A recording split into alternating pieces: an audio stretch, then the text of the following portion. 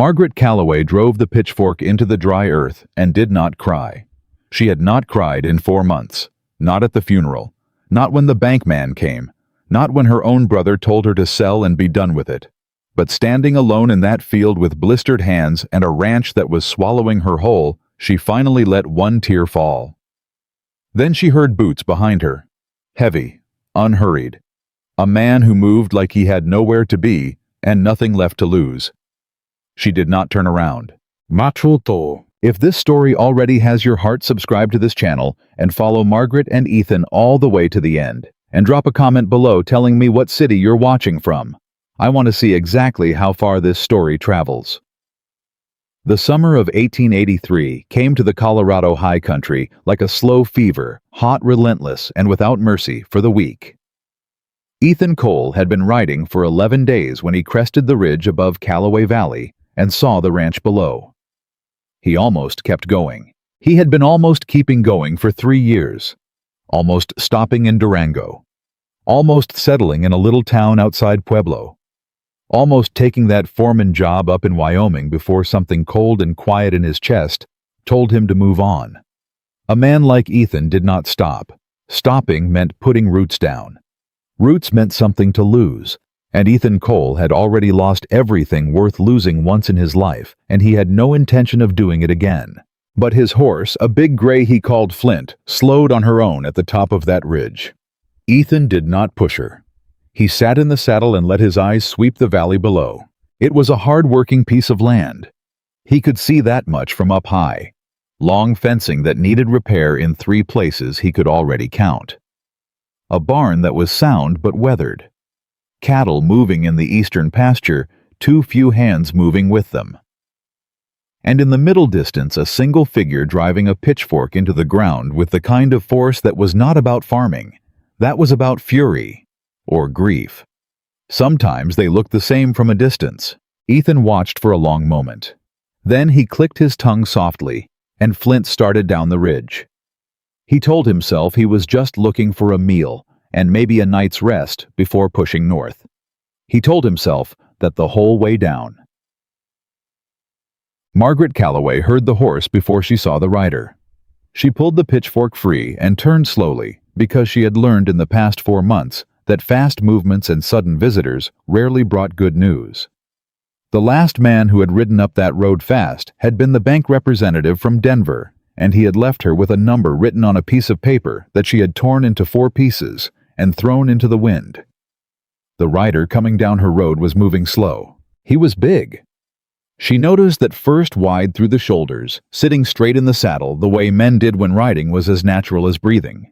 His hat was dark and pulled low. His coat was trail-worn but not dirty. A rifle in the scabbard by his left leg. Saddlebags that were full but not overpacked. A man traveling light by choice, not by circumstance. He stopped his horse at the edge of the yard and looked at her from under that hat brim.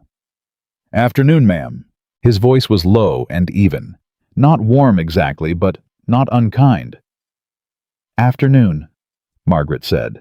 She kept her hands on the pitchfork, not threatening, just present. "I'm looking for work," he said. "Day work, week work, whatever you've got. I'm good with cattle fencing and horses." "Most men who come through here looking for work end up working for Charles Whitmore," Margaret said. "His operation is 3 miles east. Pays better." The man glanced east, then back at her. "I didn't ask about Whitmore's operation."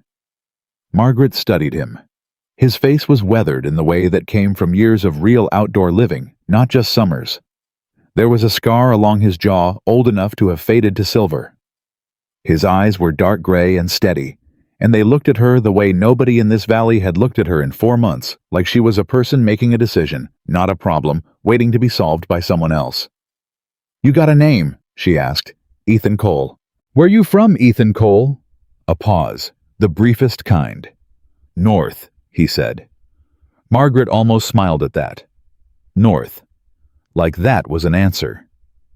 "I'm Margaret Calloway," she said. "This is Calloway Ranch. I've got 3 hands and I need 6. I can pay you $40 a month and meals. The bunkhouse has a spare cot." Ethan Cole looked at the barn, then the fencing, then the cattle in the eastern pasture.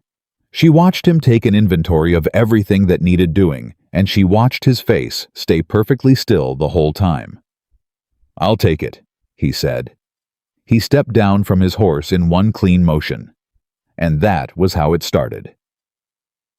She did not tell him right away about her husband. It came out in pieces over the first week, the way truth usually does when people are working too hard to bother with careful storytelling. His name had been Daniel Calloway. He had built this ranch from nothing, 160 acres of raw Colorado mountain land that he had claimed under the Homestead Act 12 years ago, and turned into something real by the strength of his hands and the stubbornness of his spirit. Margaret had come west with him as his bride at 19 years old, and she had worked this land beside him every day of their marriage. Then in February, Daniel had gone up the north ridge to check the fence line after a heavy snow. He had not come back. They found him 2 days later when the snow cleared. His horse had slipped on ice. It had been fast, the doctor said. He would not have suffered. Margaret had stood at the graveside in the cold and thought, that is a thing people say to make themselves feel better. She had no way of knowing if Daniel suffered or not. She had not been there. She had been down in the warm barn because she trusted him to handle the north ridge on his own, like she always had, because that was how they worked side by side, when they could be apart, when they had to be always trusting the other to come home. He had not come home, and now she had a ranch she could not manage. Alone, a banknote coming due in 8 months, 3 hands who were loyal but stretched thin, and a valley full of neighbors who smiled at her face and talked behind her back about how long before the widow sells to Whitmore. She did not plan on selling to anyone. She did not plan on losing. And she definitely did not plan on caring about the quiet man who had taken the spare cot in the bunkhouse and was fixing her north fence line before she had even asked him to. Ethan had the fence up in 2 days. It had been down in 4 places along the north ridge. She knew about 2 of them. He found the other 2 on his own, by walking the whole line, which none of her other hands had offered to do. He came back to the barn on the 2nd evening and found her pulling burrs out of her mare's tail. "North line's repaired," he said. "All of it?" she asked. "All of it." She looked at him. "I only told you about the 2 breaks. Found 2 more. He set down his tools. "You've got good fence wire, but the posts on the east corner are rotting. You'll want to replace those before winter." "I know," she said. It came out sharper than she intended. He did not flinch. "I can do it if you want." "I didn't say I couldn't do it myself." "No," he said. "You didn't." He turned to go to the bunkhouse, and she watched him walk away and felt a complicated feeling rise in her chest that she had no name for. It was not anger. It was something more like embarrassment, which was worse. "Cole," she said. He stopped. "Thank you," she said, "for finding the other 2. He turned his head just slightly. She could not see his face. "Yes, ma'am," he said. Then he kept walking. Hector Ruiz had been with Calloway Ranch for 6 years. He was 42 years old, built low and solid, and he had the kind of loyalty that could not be bought because it had been earned through too many hard winters to be casual about. He had watched Margaret Calloway stand at her husband's grave without making a sound, and had decided then and there that he would work this land until someone physically dragged him off it. He was the one who found Ethan pulling the rotting fence posts at 5 in the morning on his 3rd day. "You always start this early?" Hector asked. Ethan drove another post into the ground. "Only when there's work." Hector crouched and handed him the next post without being asked. "She tell you about the water?" Ethan kept working. "No. Whitmore's been diverting the creek," Hector said. "Little bit at a time. Started 2 months ago. We've been losing about 1/3 of our water flow. Come late summer, if it keeps up, the east pasture's going to dry out." Ethan stopped. He looked at Hector directly for the first time. "She know about it. She knows something's wrong. She doesn't know Whitmore's men are up there with shovels 2 nights a week." Ethan was quiet for a moment. Why hasn't anyone told her the whole of it? Hector picked up a fallen tool and handed it over. "We told her there was a water problem. She's got enough to carry. We didn't want to. She's the one who decides what she can carry, Ethan said. The words came out flat. Not harsh, just very sure. Hector looked at him for a long moment. Then he nodded slowly. Yeah, Hector said. You're right about that. She found out that night anyway. She had been walking the east pasture in the late evening, something she did most nights since Daniel, just to feel the land and quiet her own mind, when she heard water. Or rather, she heard where water wasn't. The creek that fed the eastern trough was running low. Lower than she had ever seen it in summer, when the mountain snowmelt should have been filling it strong. She followed the bank upstream for a quarter mile and found where the channel had been deliberately narrowed. Fresh work, recent. Her hands went cold, and it had nothing to do with the evening air. Mrs. Calloway? She spun around. Ethan was standing 10 feet back on the bank. He had followed her out without her hearing him, which told her a lot about how well the man could move when he chose to be quiet. How long have you known? She asked. He did not pretend to misunderstand. Since yesterday morning, Hector told me. Hector knew. The men knew there was a problem. They didn't want to worry you. I am not a woman who needs protecting from facts about her own land. Her voice was steady. It took every bit of what she had. This is my ranch, my creek, my problem, and I expect every person who works here to tell me what they find on my property. Is that understood? Yes, ma'am, Ethan said. Good. She turned back to the narrowed channel. Her jaw was tight. Whitmore. Most likely. He sent men up here at night to do this. Yes, that's not a water dispute, she said. That's theft. Yes, Ethan said again. She was quiet for a long moment. She could hear the sound the creek made weaker than it should have been, thinner, like something being slowly choked. He's been patient about this, she said. He made his offer in March. I turned him down in 10 seconds. He smiled at me and said he understood. Then he waited 3 months and started doing this. Ethan was quiet. He thinks I'll break, she said. Still quiet. I won't break, she said. Not to Ethan, to the creek, to the valley, to the mountain behind her that Daniel had loved like it was a member of the family. I know, Ethan said. She turned to look at him. In the low evening light, his face was almost impossible to read, but she was starting to learn that Ethan Cole meant what he said, and said nothing he did not mean. You know, she asked, I watched you pull that pitchfork out of the ground the day I rode in, he said. No one who holds a tool like that breaks easy. She did not know what to say to that. So she said, We need to document the diversion. I need to be able to show a judge what's been done here. I can take measurements tonight, Ethan said. Compare them to the normal channel width. I'll mark the disturbed soil. You know how to do that. A pause. That same brief hesitation she had noticed the first day. Yes, he said.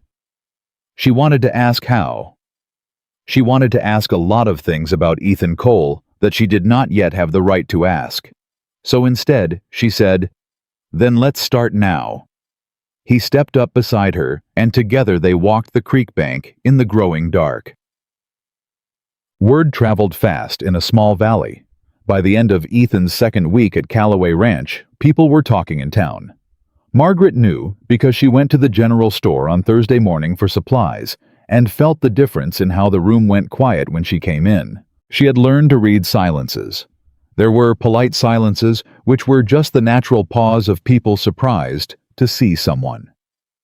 And then there were deliberate silences, which meant people had been talking and had stopped. This was a deliberate silence. She set her list on the counter and waited for Tom Briggs, who ran the store, to start filling it. He moved around the counter and did not quite meet her eyes. Mrs. Calloway, he said, how's the ranch coming along? Fine, she said. Heard you hired on some new man, said a voice from behind her. She turned. It was Reginald Fowler, who owned the small cattle operation on the south side of the valley, and who had been one of the men who sat at Daniel's wake and told her gently but plainly that a woman alone couldn't manage a mountain ranch long term. He had said it with real kindness, which almost made it worse. "I hired a ranch hand," Margaret said. "Yes. Drifter," someone else said. She did not turn to find out who. "Nobody knows where he came from. Man like that, no family, no roots. You sure that's wise, Margaret?" "I'm sure my hiring decisions are my own," she said pleasantly. "We're just saying. Fowler said that a woman in your position ought to be careful." "I am careful," she said. "I'm also the one who signs the paychecks on my property, so I'll make decisions about who I hire without a committee's input." "Tom." She looked back at the storekeeper. "I'll need it all loaded in the wagon by noon." She walked out into the summer heat and stood by her wagon and breathed for a moment. She was used to this. She had been used to it for 4 months. But some days it sat heavier than others. "Mrs. Calloway." She turned. Ethan was behind her. He had been loading a different set of supplies on the other side of the wagon. She had sent him ahead to pick up fence wire from the hardware store next door, and had forgotten he might be within earshot of the general store window. From the way he was looking at her, she thought he had heard it all. "I'm fine," she said before he could say anything. "I know," he said. She looked at him for a moment. He was holding a coil of fence wire in one hand, like it weighed nothing, standing in the middle of town, in his worn trail coat and his dark hat. And he was looking at her with that steady gray gaze that did not pity her, and did not give her empty reassurances, and did not tell her she ought to sell. He just looked at her like she was a woman who had made up her mind, and that was the end of it. "Load the wire in the back," she said. "Yes, ma'am," he said.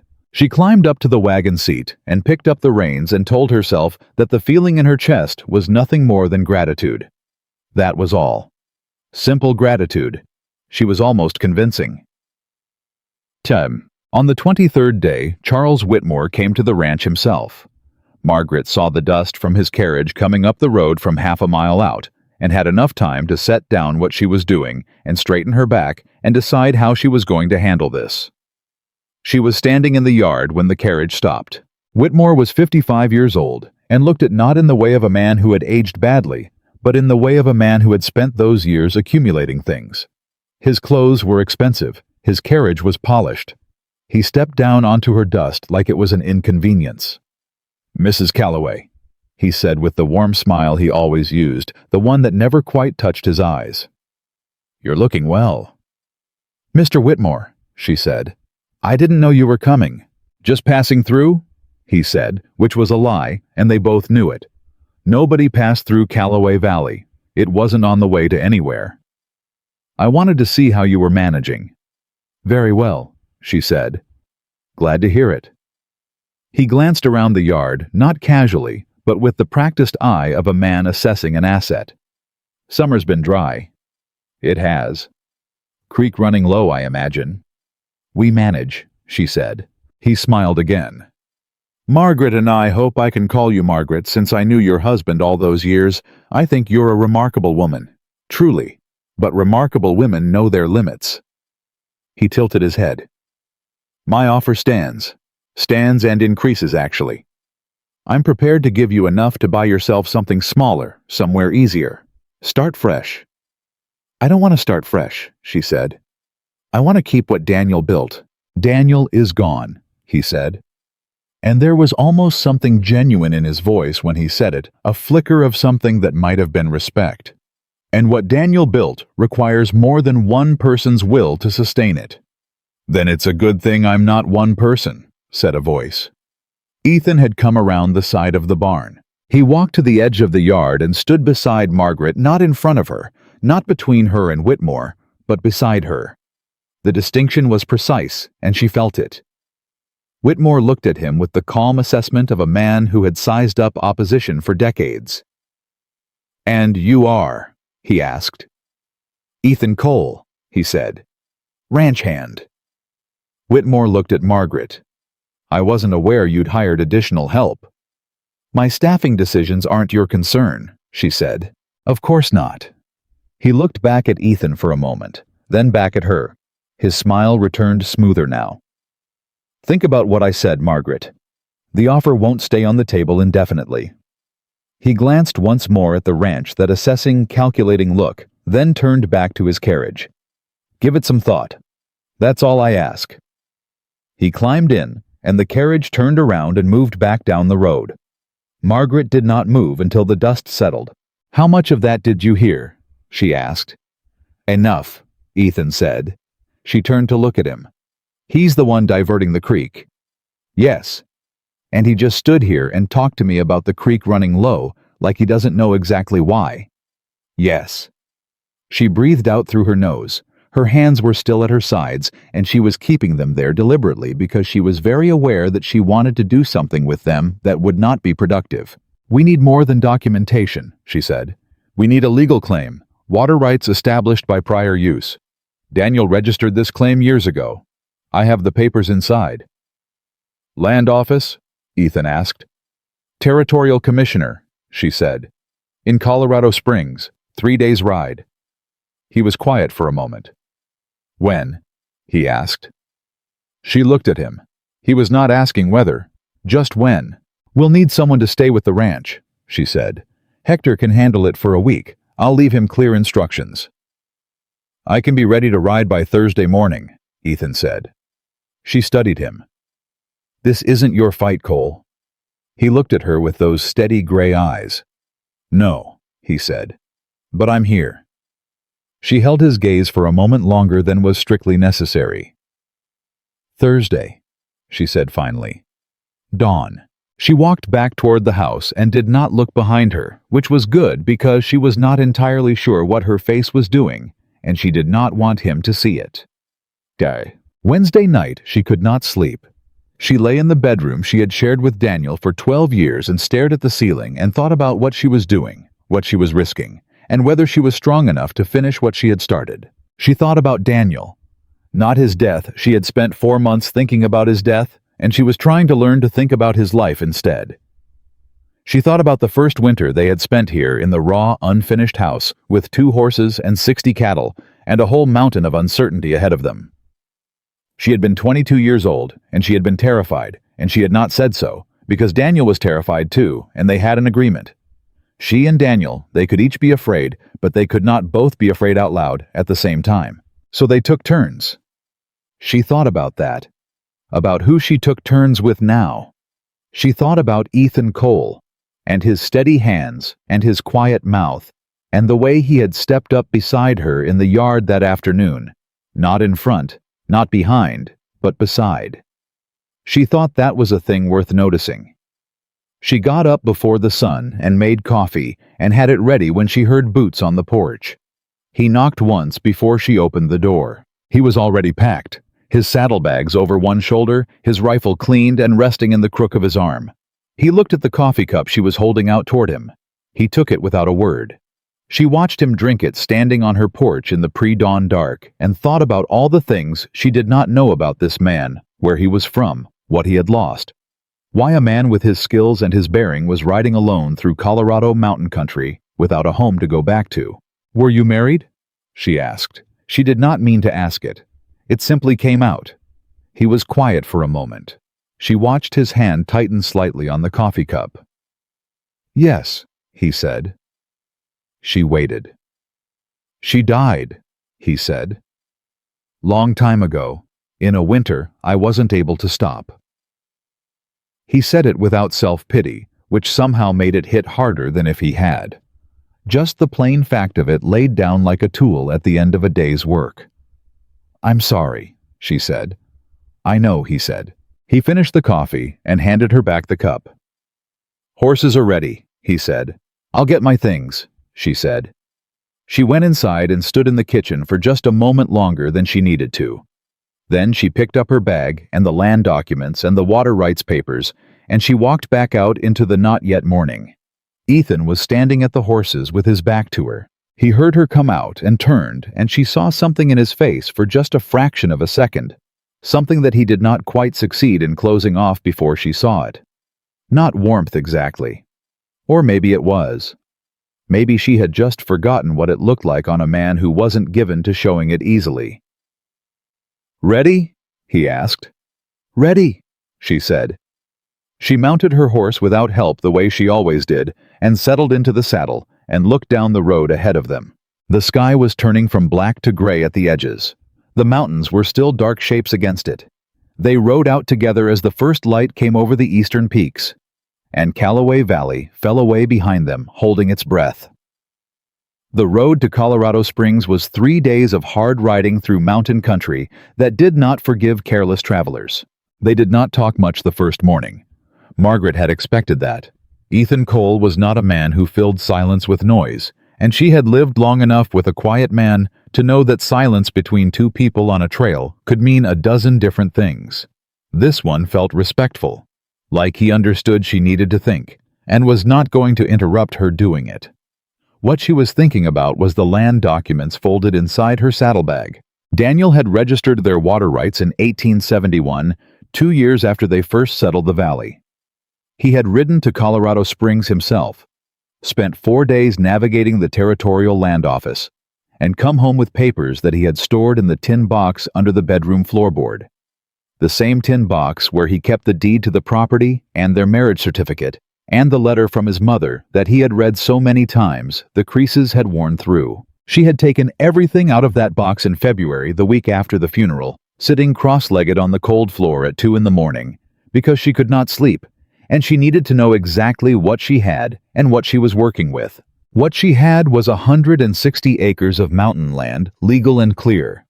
A deed in both their names, which meant it passed to her without dispute. A water rights registration on the creek that fed the eastern pasture and the main trough, dated and witnessed and stamped with the territorial seal.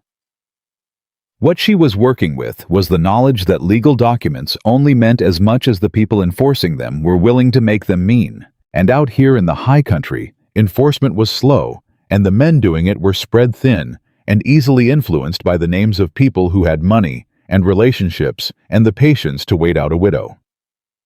"You've done this before," Ethan said. She looked over at him. He was riding easy, his body moving with Flint's stride, the way a man did when he had spent more of his life in the saddle than out of it. "Done what?" she asked. "Gone after something legal when you knew the legal system wasn't on your side yet." She thought about it. "Daniel and I had a dispute with a neighboring claim in our 3rd year here. Man named Prentice said our north fence crossed his line by 30 feet. He had a surveyor he'd paid himself saying so. We had to commission our own survey and take it to a circuit judge." She looked ahead at the trail. "Took 8 months. Did you win?" "We won," she said, because Daniel had kept every letter, every conversation, every record of where that fence had stood since the day we built it. He was meticulous that way." She paused. "I used to tease him about it. All those papers he kept." "Doesn't sound like something worth teasing about now," Ethan said. "No," she said quietly. "It doesn't." They rode another mile before he spoke again. "What does Whitmore actually want with the ranch?" She had thought about this more than she had thought about almost anything else in the past 4 months. "Water," she said. "That's what everyone thinks it's about. The creek, the water rights, access to irrigation for his east operations. And that's part of it." She shifted her weight in the saddle. "But I think it's more than water. I think Charles Whitmore has spent 30 years acquiring land, and he has never once in those 30 years let a piece of land he wanted stay out of his hands. Not permanently." She looked sideways at Ethan. "I think my ranch isn't about the water, or even the acreage. I think it's about the fact that I said no to him. And he is not a man who has learned to live with no." Ethan was quiet for a moment. "That kind of man is more dangerous than the kind who just wants money," he said. "Yes," she said. "I know." He turned his head and looked at her, and something in his face shifted, not softened exactly, but opened slightly like a door that had been shut a long time being cracked an inch. "You're not scared," he said. It wasn't entirely a statement. It had a question underneath it. "I'm terrified," she said. "I'm just not willing to let that be the loudest thing about me." He held her gaze for a moment. Then he turned back to the trail. "All right," he said. And it meant more than the words did. They made camp that first night beside a stand of aspens where a small tributary ran clear and cold off the mountain. Margaret built the fire because she was faster at it than she suspected Ethan would admit, and Ethan unsaddled and watered both horses and came back to the fire with dried beef and hardtack from his own saddlebag that was considerably better than what she had packed. "You planned better for this than I did," she said, looking at the food. "I've been traveling long enough to know what runs out first," he said. She looked at him across the fire. "How long have you been traveling?" He chewed slowly, thought about it in a way that suggested the question had a real answer he was deciding whether to give. 3 years, he said. "Since your wife died." It wasn't a question. He looked at her steadily. "Yes," he said. "What was her name?" Another pause, this one longer. "Clara," he said. "Just her name. Nothing else."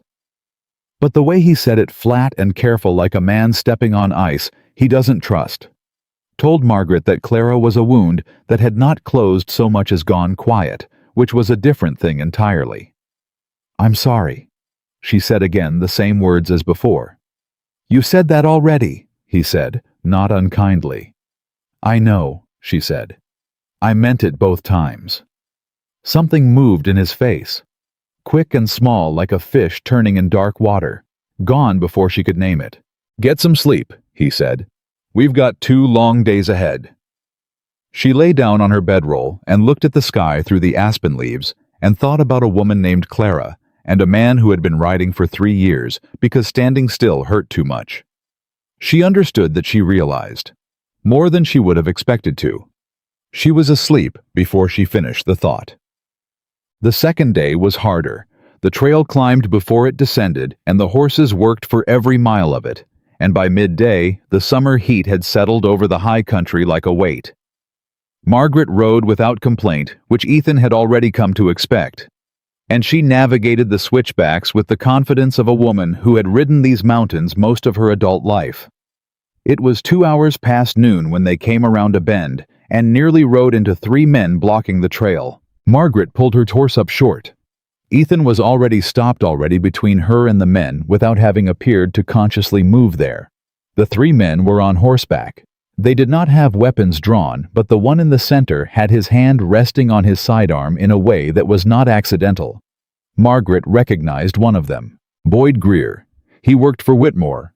She had seen him twice before, once at a cattlemen's meeting in town, once riding the eastern ridge of her property in a way that she had no legal grounds to challenge, but had not liked at all. "Mrs. Calloway," Greer said pleasantly. "Didn't expect to see you on this road." "I imagine not," she said. "Where you headed?"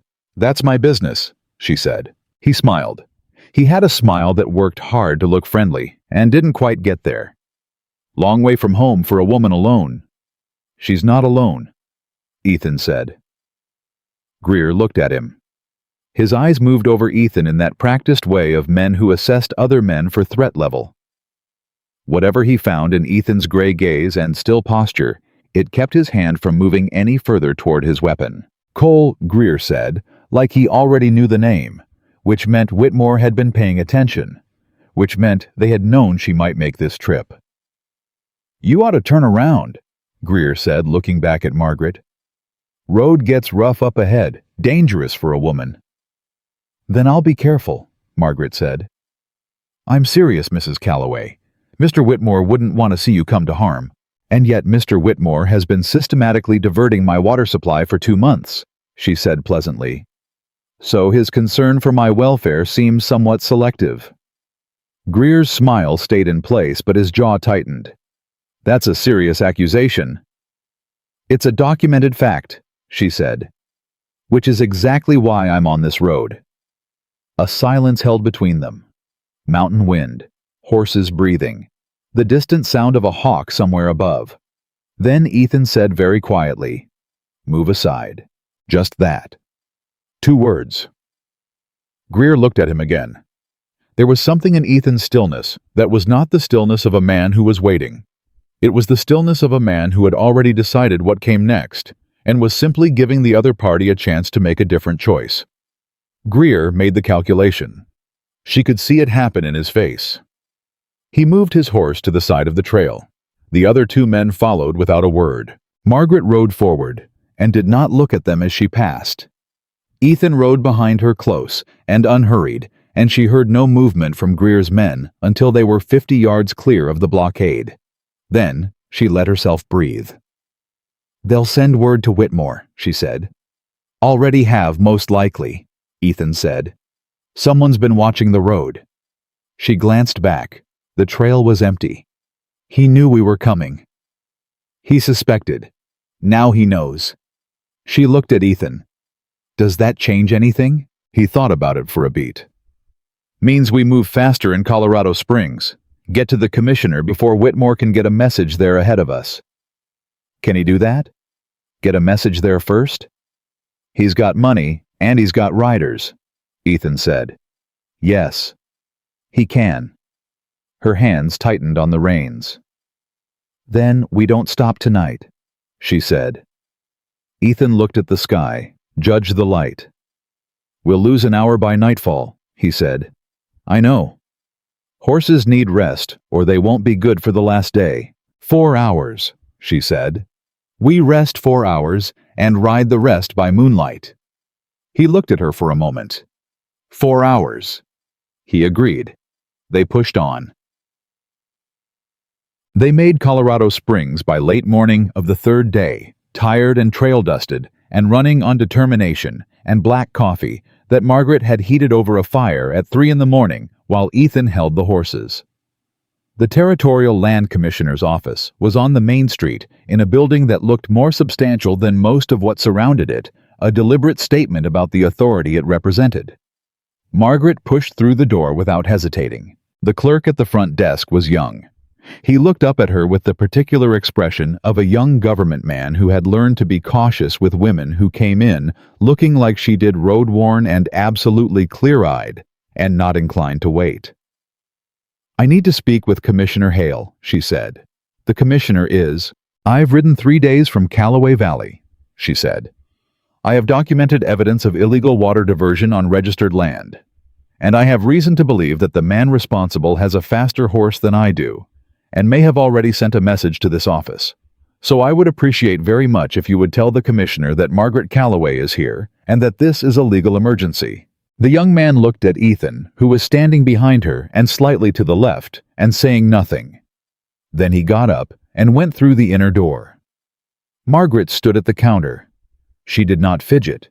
She did not pace. She waited the way she had learned to wait over 12 years on a mountain ranch, with her whole body still and her mind moving fast. Ethan stood at the window. "There's a rider going out the back," he said quietly. She turned. Through the glass, she could see the side street and a man on horseback moving at a clip that was not casual errands. "From this office?" she asked. "From the building next door," Ethan said, "which appears to be a telegraph station." Margaret's jaw set. "Then we don't have much time," she said. The inner door opened, and the young clerk came back out. "Commissioner Hale will see you," he said. David Hale was 60 years old, a broad, deliberate man who had survived 3 territorial administrations and 2 changes of party control by being the kind of official who listened more than he talked and read more than he signed. He had a neat gray mustache and the eyes of a man who had been lied to enough times to develop a very fine sense for it. He listened to Margaret for 20 minutes without interrupting. She laid out everything. The water registration dated 1871. The measurements she and Ethan had taken of the narrowed channel. The dates they had observed the diversion. The direction the work had come from. The statement she had written up signed that detailed Whitmore's 2-month campaign of incrementally reducing her water supply. Hale read each document, slowly, carefully. When she finished, he folded his hands on the desk and looked at her. "You understand," he said, "that Charles Whitmore is not an unknown name in this office." "I assumed as much," she said. "He has filed land claims and water arguments in this territory for 20 years, Hale said. "He is persistent, and he is well represented, and he has won the majority of his disputes." "I'm not disputing his victories," Margaret said. "I'm presenting my own documented claim." "You're presenting documented measurements taken by you and your hired hand," Hale said carefully. against the operations of a man who will have a lawyer in this office within a week arguing that your measurements were taken incorrectly or interpreted wrong, or that the water fluctuation is natural. Yes, she said. I know that. Then what exactly do you want from this office, Mrs. Calloway? She leaned forward slightly. I want an official notation in the territorial record that a formal complaint has been filed regarding illegal diversion of a registered water claim, today, with a date stamp, before any other correspondence on this matter arrives at your office. Hale looked at her for a long moment. Then he looked at Ethan, who had been standing against the wall the entire meeting, silent, watching. Your man there, Hale said. He's a witness. He documented the diversion with me, Margaret said. Your name? Hale asked him directly. Ethan Cole, he said. Hale studied him. Something passed across the commissioner's face, a flicker of recognition, or something like it that was gone before Margaret could read it. Cole, Hale said in a tone that was careful and neutral in the way that meant it was not quite either. Where are you from? North, Ethan said.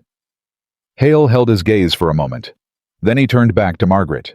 I'll have the clerk stamp the complaint as received today, he said.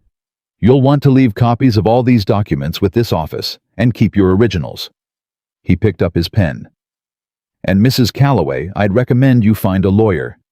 Not because your case is weak, because Whitmore's will be very well represented, and you should be equally so.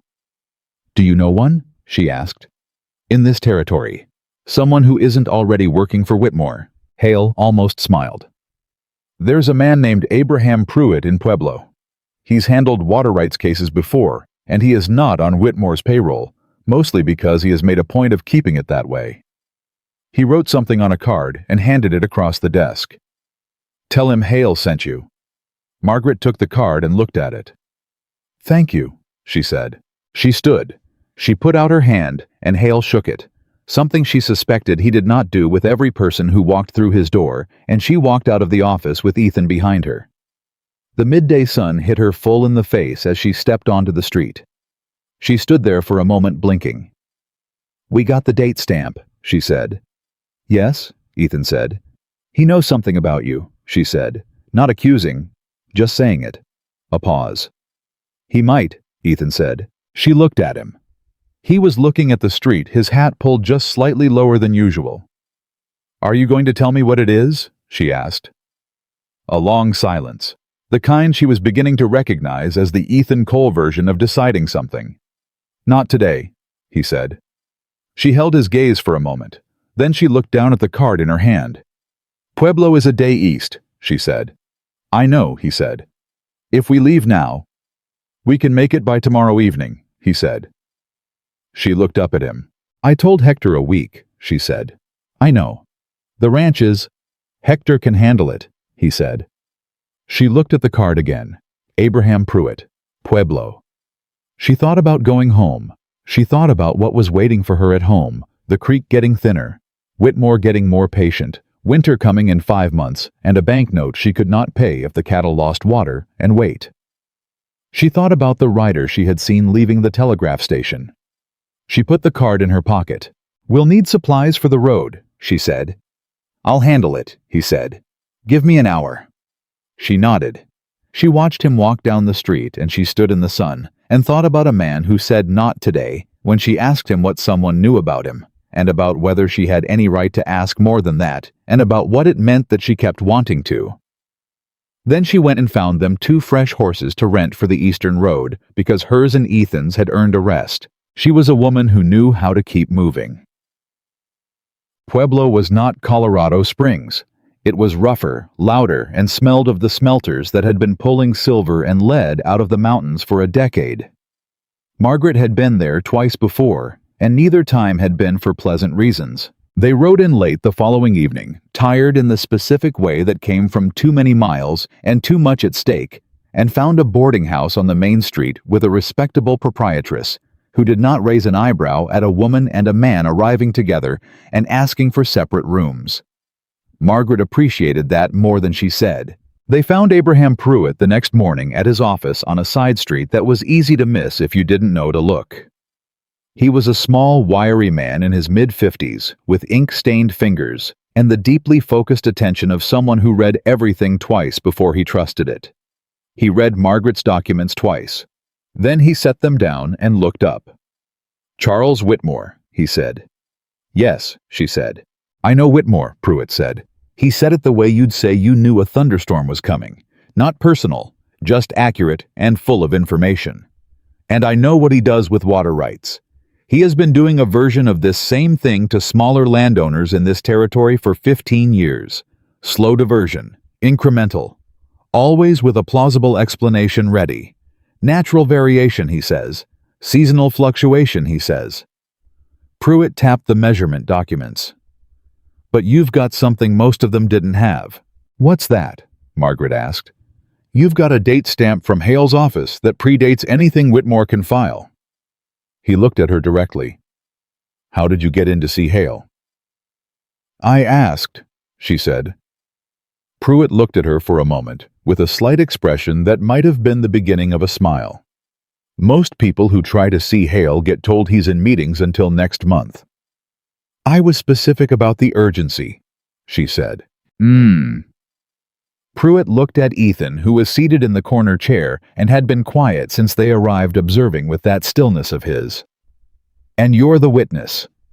"Yes," Ethan said. "You documented the diversion measurements?" "Yes." "Do you have any formal background in land survey or water rights documentation?" A pause. "Yes," Ethan said. Margaret looked at him. She had not known that. He had not mentioned it. He had simply done the measurements precisely and efficiently, and she had assumed she realized now that he was guessing. He had not been guessing. Pruitt leaned back in his chair. "Name again." "Ethan Cole." Something moved in the lawyer's face. Not quite the same as what she had seen in Hale's face, but in the same neighborhood. "Where are you from, Mr. Cole?" he asked in the careful tone of a man who thought he might already know. "North," Ethan said, for the third time since they had left the ranch. Pruitt looked at him for a long moment. Then he opened his desk drawer and placed a newspaper on the surface folded open to a page. He slid it across the desk without comment. Ethan did not pick it up, but his gaze dropped to it. Margaret reached over and turned it so she could read the headline. "Former Territorial Land Agent Ethan Cole disappears following tragedy at Coal Ridge Ranch," she read. "Whereabouts unknown." The date on the paper was 3 years old. The room was very quiet. She looked up at him. His face had gone the still careful blank of a man who had just had a door broken open that he had kept shut for a very long time. "Coal Ridge Ranch," she said. He said nothing. "You weren't just a cowboy," she said. He said nothing. "You worked for the Territorial Land Office." She looked at the paper again. "You were an agent." "I was," he said, past tense, quiet as a closing door. "What happened?" she asked. A long silence, the longest one yet. "Clara got sick in the winter," he said. "I was in the field. Land dispute 2 counties over. By the time I got back—" He stopped. He looked at the far wall. "The ranch foreman had tried to get word to me. The message didn't reach me in time. When I got home, she'd been gone for 3 days." The room held that. Margaret did not say she was sorry again. She had said it twice. She thought he knew. "I resigned," Ethan said. "The week after the funeral, sold the ranch, started writing." 3 years, she said. 3 years. She looked at Pruitt, who had been silent through all of this, with the discretion of a man who understood that some information needed to land before anyone could move around it. "Does his background change anything for the case?" she asked. "It changes everything," Pruitt said. "A former Territorial Land Agent who personally documented the diversion is not a hired hand, giving vague testimony. He's an expert witness." He looked at Ethan.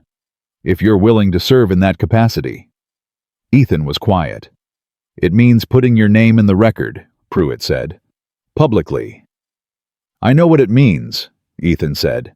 "It means Whitmore's lawyers will investigate you. They'll pull everything about Coal Ridge Ranch and put it in front of a judge if they think it weakens your credibility." "I know," Ethan said. "Is there anything in that history that does weaken your credibility?" A pause. "I left my post," Ethan said. "Mid-case. There were people counting on me and I walked away." "Why?" Pruitt asked. "Because I couldn't—" He stopped. He looked at his hands for a moment. "Because I was not in any condition to serve anyone. And I knew it." Pruitt studied him. "Did anyone suffer because you left?" "The case I was working was resolved by my successor," Ethan said. "The landowners got their claim upheld." A beat. "I followed it from a distance. Then you left for legitimate reasons and the work was completed," Pruitt said. "That's not disqualifying." He picked up his pen. "Mr. Cole, will you serve as an expert witness for Mrs. Calloway's case against Charles Whitmore?" The question settled in the room. Margaret looked at Ethan. He was looking at the newspaper on the desk, at his own name in old ink. She thought about what it cost a man to come back into the world after 3 years of being nobody, to put his name back on a record, to stand in front of a judge and be Ethan Cole again, not the drifter on the mountain road, not the quiet man in the bunkhouse, but the man who had trained for this and walked away from it and was being asked to come back. She did not reach for him, did not touch him, did not say anything. But she looked at him in a way that she hoped if he looked back would tell him that whatever he decided, she was not going to think less of him for it. He looked back. He held her gaze. Then he looked at Pruitt. "Yes," he said, "just that. But it was the kind of yes that cost something real." Pruitt started writing immediately. Margaret turned to the window and let herself breathe. Outside, the street was loud and ordinary and had no idea that anything had just changed. But something had. She could feel it. Ethan Cole had picked something up off the floor that he had been walking around for 3 years, and she did not yet know what that meant for her, or for the ranch, or for the way he looked at her over a fire in the mountains at night. But she knew it mattered. She knew it all the way down. They rode back toward Calloway Valley with Abraham Pruitt's letters in Margaret's saddlebag, and Ethan Cole's name back in the world, whether he was ready for it or not. The first day of the return ride was quiet in a different way than the first day out had been. The silence on the way to Colorado Springs had been the silence of two people who were still figuring out what they were to each other. The silence on the way back was the silence of two people who now knew something real and were not sure what to do with it. Margaret did not push him. She had learned enough about Ethan Cole in the past week to know that pushing him toward something he wasn't ready to say was like pushing against a mountain. The mountain did not move. You just wore yourself out. So she rode, and she thought, and she let the miles pass. It was Ethan who broke the silence late in the afternoon of the first day back when they stopped to water the horses at a creek crossing. "You have questions," he said. "I have about 40 of them," she said honestly. He crouched at the creek bank, didn't look at her. "Ask." She thought about which one mattered most. "When you worked for the land office," she said, "what did you actually do?" He was quiet for a moment. "Investigated disputed claims, water rights boundary disputes, fraud. There was a lot of fraud in those years. Men filing claims on land they'd never set foot on. Men diverting water they had no legal right to touch. Men paying surveyors to draw lines where lines didn't belong." He cupped water in his hands. "My job was to go out, document what was actually happening on the ground and bring evidence back that a court could use." "How long did you do it?" 6 years. "And you were good at it." He looked at the water moving over his hands. "Yes." "What made you stop?" "Before Clara died, I mean. Did you ever think about stopping?" A pause that told her the answer before he gave it. "Clara wanted me to," he said. "She said the work took me away too much. She was right." He stood up. "I told her 1 more year. I always told her 1 more year." He didn't finish that. He didn't need to. Margaret looked at the creek. Clean and full and nothing like the one running thin on her eastern pasture 2 days' ride from here. "She would have been proud of what you did in Pruitt's office," Margaret said. He turned and looked at her sharply. It was the most unguarded reaction she had seen from him, a flash of something raw that he shut down almost immediately. But she had seen it. "You don't know that," he said. "No," she said. "But I know what it cost you to say yes, and I can't believe a woman who loved you would have wanted you to keep paying that price forever." He was very still. Then he went to his horse and checked the saddle cinch, which it did not need. "We should keep moving," he said. She mounted without a word, but she carried that flash of rawness in his face with her for the rest of the day, tucked away carefully the way you carry something fragile across rough ground. They were a half day from the valley when Hector found them on the road. She saw him coming from a distance and knew before she could read his face that something was wrong, because Hector did not ride like that flat out, pushing his horse hard, unless wrong was the only word that covered it. She kicked her horse forward to meet him. He pulled up beside her, breathing almost as hard as his horse. "Whitmore's men came," he said. Her stomach dropped. "When?" "2 days after you left. 4 of them. Boyd Greer and 3 I didn't recognize." Hector's jaw was tight. "They said they had a document from the land office. Said it superseded your water registration. Said the creek tributary feeding our east pasture had been reclassified as a public waterway, which means no individual claim holds." "That's not possible," Ethan said sharply. "A registered water claim can't be reclassified without a formal hearing and a 30-day notice to the claim holder." Hector looked at him. "I know that. You know that. The paper they showed me had a stamp on it." "What kind of stamp?" Ethan asked. "Territorial Land Office, Colorado Springs." Ethan and Margaret looked at each other. "Hale's office," she said. "Someone got to Hale," Ethan said. "Or someone in Hale's office," she said. "We saw the rider leaving the telegraph station." "What else?" Ethan asked Hector. Hector hesitated. That hesitation told her there was more, and that the more was worse. "They posted a notice on the east pasture fence," he said. "Public waterway access notice. Whitmore's men have been running cattle through the east pasture for 2 days, using the creek access. Our cattle have been pushed to the western holding." "He's grazing his cattle on my land," Margaret said, "under the cover of a fraudulent reclassification document," Ethan said. "The cattle," she started. "The cattle are fine," Hector said quickly. "Crowded but fine. Billy and Tomas have been with them, but Margaret—" He looked at her directly. "The notice also said that if the public waterway access is disputed, the case goes to a territorial review board, and that review board is appointed by the governor," Ethan said flatly. "And the governor's 3 closest advisors all have financial ties to Whitmore." Hector stared at him. "How do you know that?" "Because I spent 6 years learning how this territory works," Ethan said. He looked at Margaret. He didn't just play a legal card, he played the board.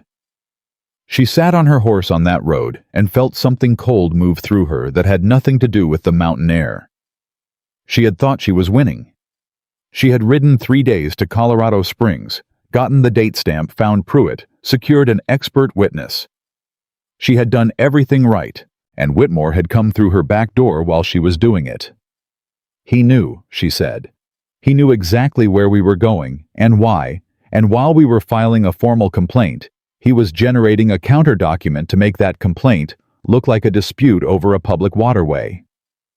"Yes," Ethan said. "He turned my legal move into his legal opening."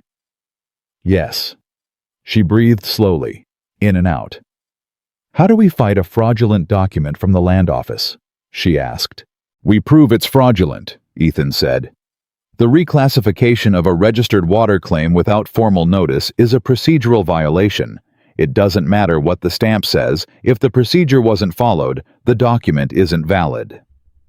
"Can we prove that?" "We already have proof," he said. "Our date stamp from Hale's office is dated before this reclassification notice.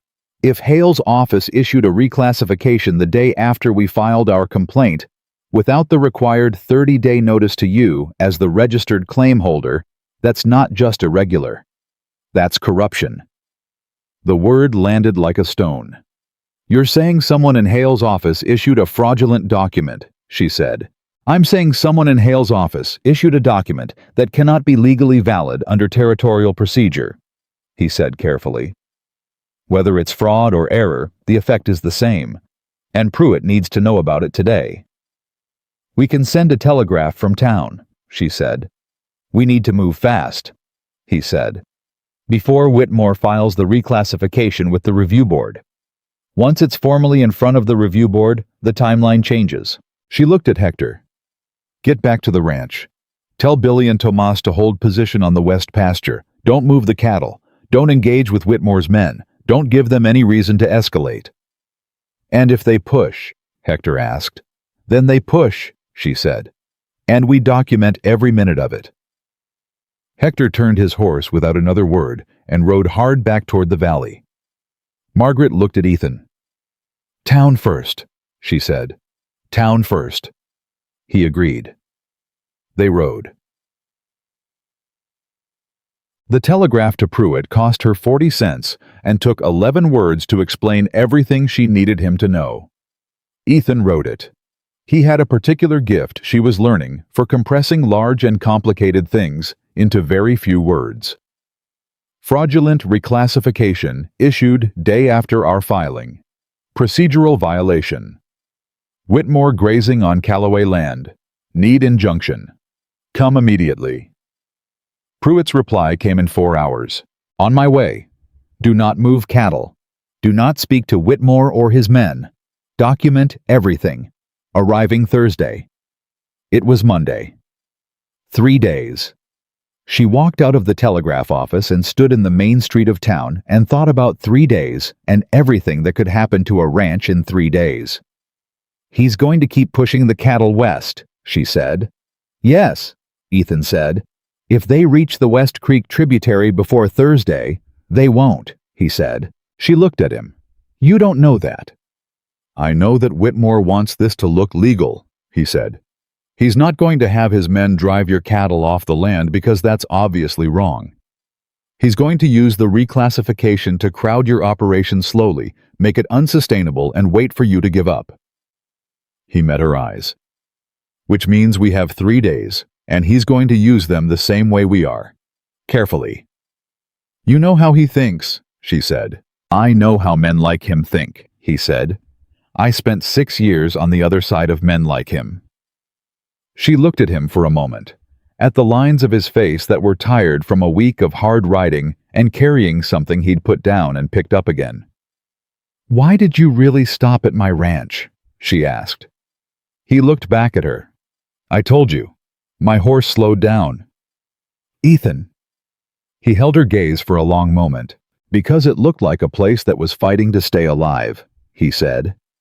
And I hadn't seen anything worth fighting for in a long time. I thought... He stopped. I thought maybe being near something like that would remind me what it felt like. The street was loud around them. Horses and wagons and voices, and the ordinary noise of a Colorado mountain town going about its business. She said, Has it? He looked at her with those gray eyes that had gone from unreadable to something she was starting to be able to read just barely, just at the edges. Yes, he said. She nodded once. Then let's go protect it, she said. The next 2 days were the hardest of any she could remember since February. Whitmore's men were on the east pasture every morning when she came out. Not aggressive, not loud, just present, methodically running their cattle along the creek access, never quite crossing the line into the West Territory, never quite giving her anything she could point to as a direct assault. It was masterfully done, and she hated it. On the first morning, she walked out to the east fence line with her documentation papers and stood there writing down times and numbers of cattle and the names of Whitmore's men she recognized, and Boyd Greer watched her from across the fence with that almost friendly smile and said, Morning, Mrs. Calloway. Nice day. She wrote down the time he said it. Ethan was with her both mornings, standing slightly behind her left shoulder, saying nothing, watching everything. His presence was not incidental. She understood that. He was making a deliberate point that she was not alone out here, that her documentation had a witness, that whatever Whitmore's men were calculating, they needed to factor in a former territorial land agent who knew exactly what they were doing and exactly how to describe it in legal language. Greer's smile got less comfortable by the second morning. On the afternoon of the second day, Billy, her youngest hand, 19 years old and burning with the particular indignation of someone who had not yet learned to control his own anger, came to find her at the barn. "Greer said something to Tomas," Billy said. Margaret set down what she was doing. "What did he say?" "Said the ranch was going to the review board by end of month, regardless of whatever fancy lawyer she got herself. Said Whitmore was going to end up with the water rights and the land, and Mrs. Calloway was going to be very sorry she hadn't taken the original offer." Billy's fists were clenched. He was not a small young man. "Billy," Margaret said. "He said it to Tomas like he knew Tomas would tell you, like he wanted you to hear it." "I know," she said. "So he's threatening you. He's trying to scare me," she said. "That's different." "What's the difference?" Billy demanded. "A threat is what someone does right before they act," she said. "Scare tactics are what someone does when they're not ready to act yet, and they want you to make a mistake first." She looked at him. "Which is why you are not going to go out to that fence line and do anything except stand there and be quiet. Do you understand me?" Billy looked like he wanted to argue. "Billy," she said, in the tone that closed the argument. "Yes, ma'am," he said, and he meant it, but he was still angry when he left. She stood in the barn for a moment. Then she said to the empty air, "He's escalating the timeline." "Yes," said Ethan from the barn door. She had not heard him come in. She was getting more used to that. "He's worried about Pruitt coming," she said. Worried or he knows something about Pruitt that we don't." He stepped in out of the light. "I want to look at that reclassification document again." She had taken it off the fence post herself on the first day back in front of Greer, who had told her she couldn't do that, and to whom she had said very pleasantly that she was removing an invalid document from her property, and if he had any objection he could raise it in court. She retrieved it now from the house and brought it back to Ethan. He stood under the barn's clerestory light and read it carefully. She watched his face. She was good at watching faces. 12 years of marriage had taught her that what people said and what their faces did were two different conversations running at the same time, and the face one was usually the honest one. Ethan's face as he read went very still, in a way that was different from his usual stillness. This was not the calm of a man at rest. This was the stillness of a man who had found something. "What is it?" she asked. He turned the document over and pointed to the clerk's notation at the bottom. "The processing clerk who signed this," he said. "R. Hartwell." "What about him?" "Hartwell was dismissed from the Territorial Land Office in 1879, Ethan said, for accepting payments from a land claimant in exchange for favorable documentation. The air in the barn went very still. "You know this because," she started. "Because I was the agent who investigated him," Ethan said. She stared at him. "He was dismissed," Ethan said. "He was not prosecuted. The evidence wasn't strong enough for criminal charges. He lost his position, and that was the end of it. His finger was still on the name. Apparently he found another position." "In Hale's office," she said. "In Hale's office. And Whitmore knew that." "Whitmore knew that," Ethan said. "He didn't just have a contact in the land office. He had a man in the land office with a specific history of doing exactly this kind of work." Margaret looked at the document, at R. Hartwell's signature at the bottom. "This isn't just irregular procedure," she said slowly. "This is a repeat offense, from the same man. With documentation from 6 years ago, proving a pattern," Ethan said. "Which you have." He looked at her. "Which I have. In storage in Denver, in the official records of the investigation I conducted." He paused. "If those records still exist. Would they have been destroyed? Not legally," he said. "Territorial investigation records have a 20-year retention requirement, but legal and actual are not always the same thing." She looked at the document in his hands. "Pruitt needs to know this before he arrives," she said. "I'll write a full account tonight," Ethan said.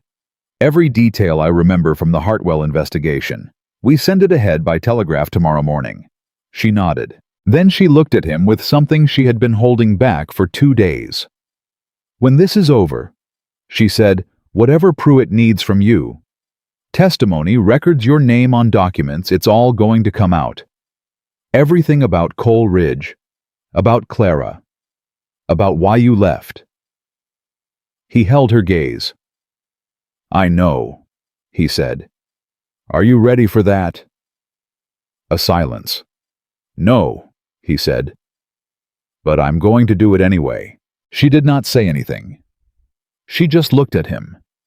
This man who had ridden away from his whole life and ridden back into it for a widow's water rights and a mountain ranch he had no claim to, and she thought that bravery was a much quieter thing than she had been taught to believe when she was young. She had been taught it looked like cavalry charges and raised voices. She was learning it looked more like this. A man in a barn in the light coming through the clerestory holding a fraudulent document and saying, I know and I'm going to do it anyway. Go write your account, she said. He nodded and turned to go. Ethan, she said. He stopped. She held his gaze for a long moment. Thank you, she said.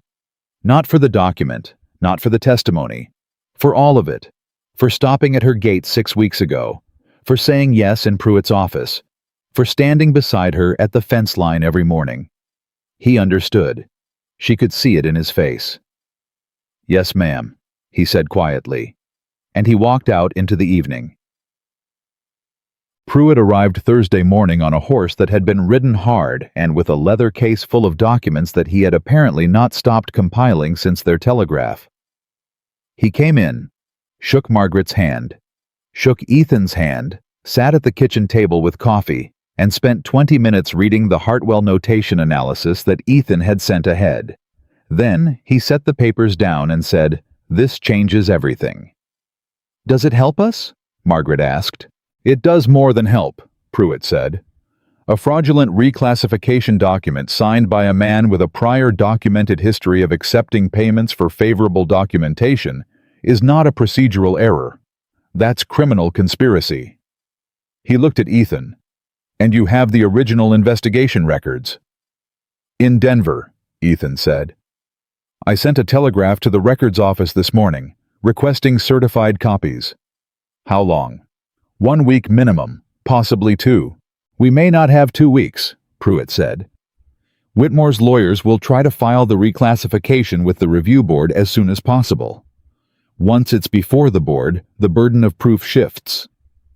Then we need an emergency injunction, Ethan said, to halt any board proceedings until the Hartwell records arrive. Pruitt looked at him. You know your injunction law. I know enough, Ethan said. Pruitt looked at Margaret, then back at Ethan. Then he turned to the window in a way that meant he was thinking hard and fast. Circuit Judge, he said. Judge Aldrin is riding the Southwest Circuit. He's due in Walton Springs in... He checked something in his case 4 days. Walton Springs is a day's ride south, Margaret said. If I can get in front of Aldrin before Whitmore's lawyers do and present the Hartwell documentation. Aldrin's honest, Ethan asked. Pruitt looked at him. Aldrin is the only circuit judge in this territory who has never ruled in Whitmore's favor, not once in 15 years. A beat. Then get in front of Aldrin, Ethan said. I'll need you both to sign sworn affidavits today, Pruitt said. Everything you observed, everything you measured, everything about the trail confrontation with Greer, everything about Hartwell's signature. He was already pulling papers from his case. We're going to have a very long afternoon. It was a very long afternoon. Margaret signed her name 6 times on 6 different documents, describing in precise and thorough language everything that had happened to her ranch and her water rights and her livelihood over the past 3 months. She described the creek measurements. She described Whitmore's visit and what he had said. She described Greer on the trail. She described the public waterway notice on her fence post. She wrote it all in the same handwriting she used for tallying cattle numbers and balancing her account books clean and without embellishment because the truth was dramatic enough without help. Ethan wrote his own account separately in the particular careful language of a man who had spent years producing legal documentation, every word placed for maximum accuracy and minimum ambiguity. Pruitt read it over and said nothing which Margaret had learned was Pruitt's version of high praise. By the time they finished, the sun was going down, and Margaret's hand ached from writing. Pruitt packed everything into his case. "I'll ride for Walton Springs in the morning," he said. "I need 2 days to prepare my argument for Aldrin." He looked at Margaret. "Keep documenting. Keep your men out of confrontations. And if Whitmore escalates anything, we document it," she said. "And send me a telegraph immediately," he said. He stood and shook their hands and went to the bunkhouse room that Hector had prepared for him, moving quickly, in the way of a man with too much to do and not enough time. Margaret stood in the kitchen. The house was quiet around her. The particular quiet of a place that held a lot of memories, and was currently holding a lot of fear too, and she was trying to make sure the fear did not get louder than the rest. She heard the back door, and knew without looking that it was Ethan coming in from checking the horses. "Pruitt's good," she said. "He's very good," Ethan said. "Do you think it's enough?" He poured himself a cup of cold coffee and leaned against the counter and was quiet for a moment, in the way that meant he was giving her a real answer, not a comforting one. "I think the Hartwell record is the piece we needed," he said. "Without it, we had a strong procedural argument. With it, we have evidence of criminal conduct. That's a different kind of case." "But," she said, because she could hear the but. "But Whitmore has spent 30 years building relationships in this territory," he said. "Judges, commissioners, governors. He's lost cases before and come back. He has more patience than most people can sustain." He looked at her steadily. "Winning this round won't end it. It'll slow him down. It'll set a legal precedent. But a man like Whitmore looks for the next opening." She held his gaze. "Then we make sure there isn't one," she said. He looked at her for a long moment. "You're going to fight him indefinitely," he said. "I'm going to protect what Daniel built," she said, "for as long as it takes." Something moved in his face. That same thing she kept catching and not quite being able to name. Like a light in a window seen from a distance, she knew it was there, she just couldn't make out the room it was coming from. "You said something to me once," he said. She waited. "You said you weren't one person. When Whitmore came to the yard." "I remember," she said. He set down his coffee cup. "You were talking about your ranch hands," he said. "Hector and Billy and Tomas." "Yes," she said carefully. He looked at her.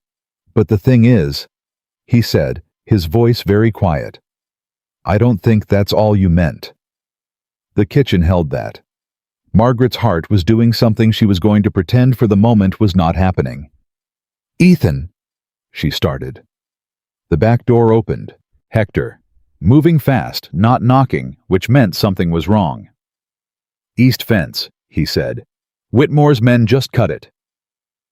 Everything else dropped away. "Where?" she said. "3 sections, south end of the east pasture. And Margaret—" His voice was different now, tighter. "They're bringing a herd through, not cattle, horses, a lot of them."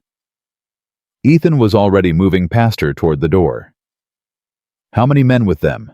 he asked Hector. "I counted 8, Hector said. "Armed?" "Yes." She grabbed her coat off the hook by the door. "Get Pruitt," she said.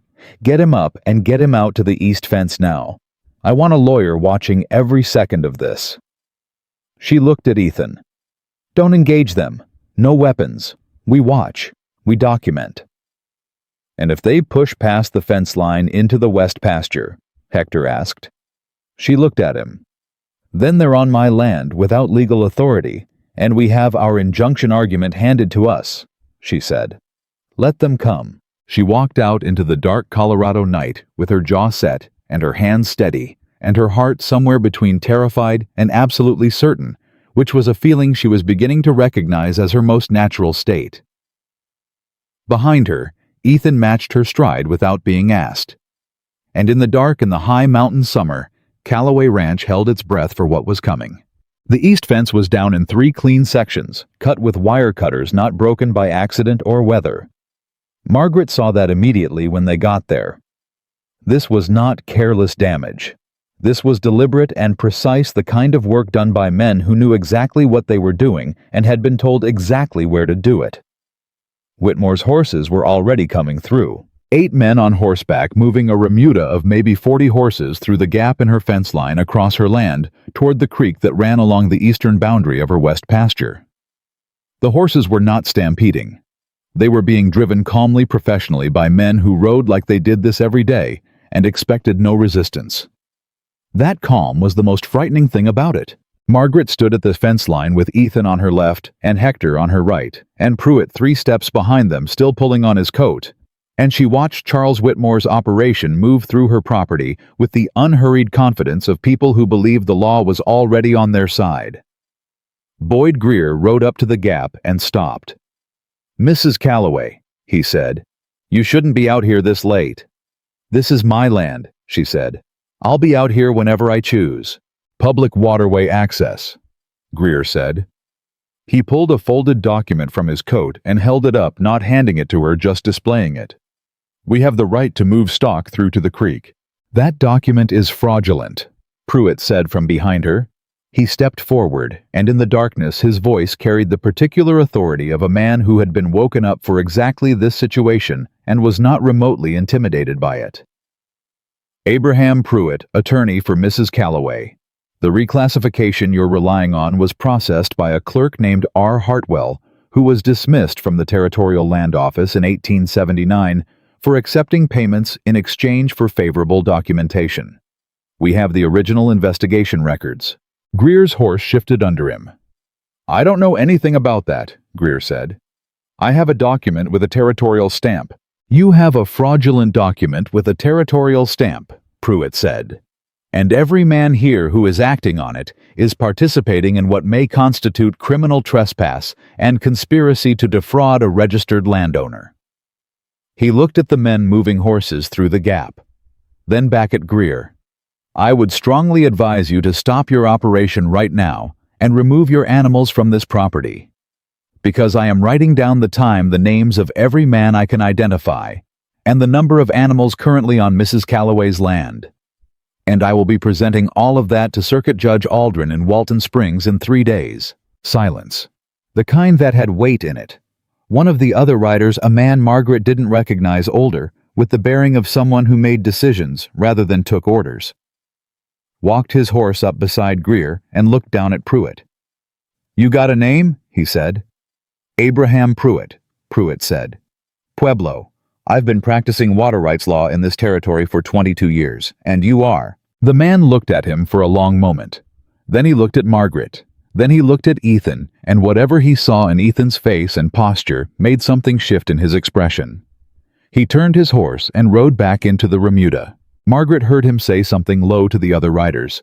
She couldn't make out the words, but within 2 minutes the horses were being turned. Not hurried, not chaotic, just turned, redirected, moved back through the gap in the fence with the same professional calm they'd come through with. Greer looked at Margaret. "This isn't finished," he said. "No," she agreed. "It isn't." He turned his horse and followed his men back through the gap. Margaret stood at the broken fence line until the last sound of hooves faded. Then she turned to Pruitt. "That bought us time," she said. "Not much." "Enough," Pruitt said. He was already writing in the small notebook he'd had the presence of mind to bring out with him. "They'll report back to Whitmore tonight. He'll push his lawyers to file with the review board first thing tomorrow." He looked up. "I need to ride for Walton Springs at first light. Not day after tomorrow. Tomorrow." "Will Aldrin be there?" Ethan asked. "He should be arriving tomorrow evening," Pruitt said. "If I ride hard, I can get there before his lawyers do." He paused. "If they know Aldrin is my target, and they will know because Whitmore knows this territory as well as I do, they'll try to intercept the filing." "Can they?" Margaret asked. "They can try to have a counter-filing ready before I arrive," Pruitt said, "which means I need to be faster." Margaret looked at the broken fence line. Her fence, cut clean. "What do you need from us tonight?" she asked. "I need your sworn statement about what happened here," Pruitt said. "Time, what you observed, What Greer said. What I said, the number of animals, the names of any men you recognized. Written, signed, dated. He paused. I need it in an hour. You'll have it in 45 minutes, she said.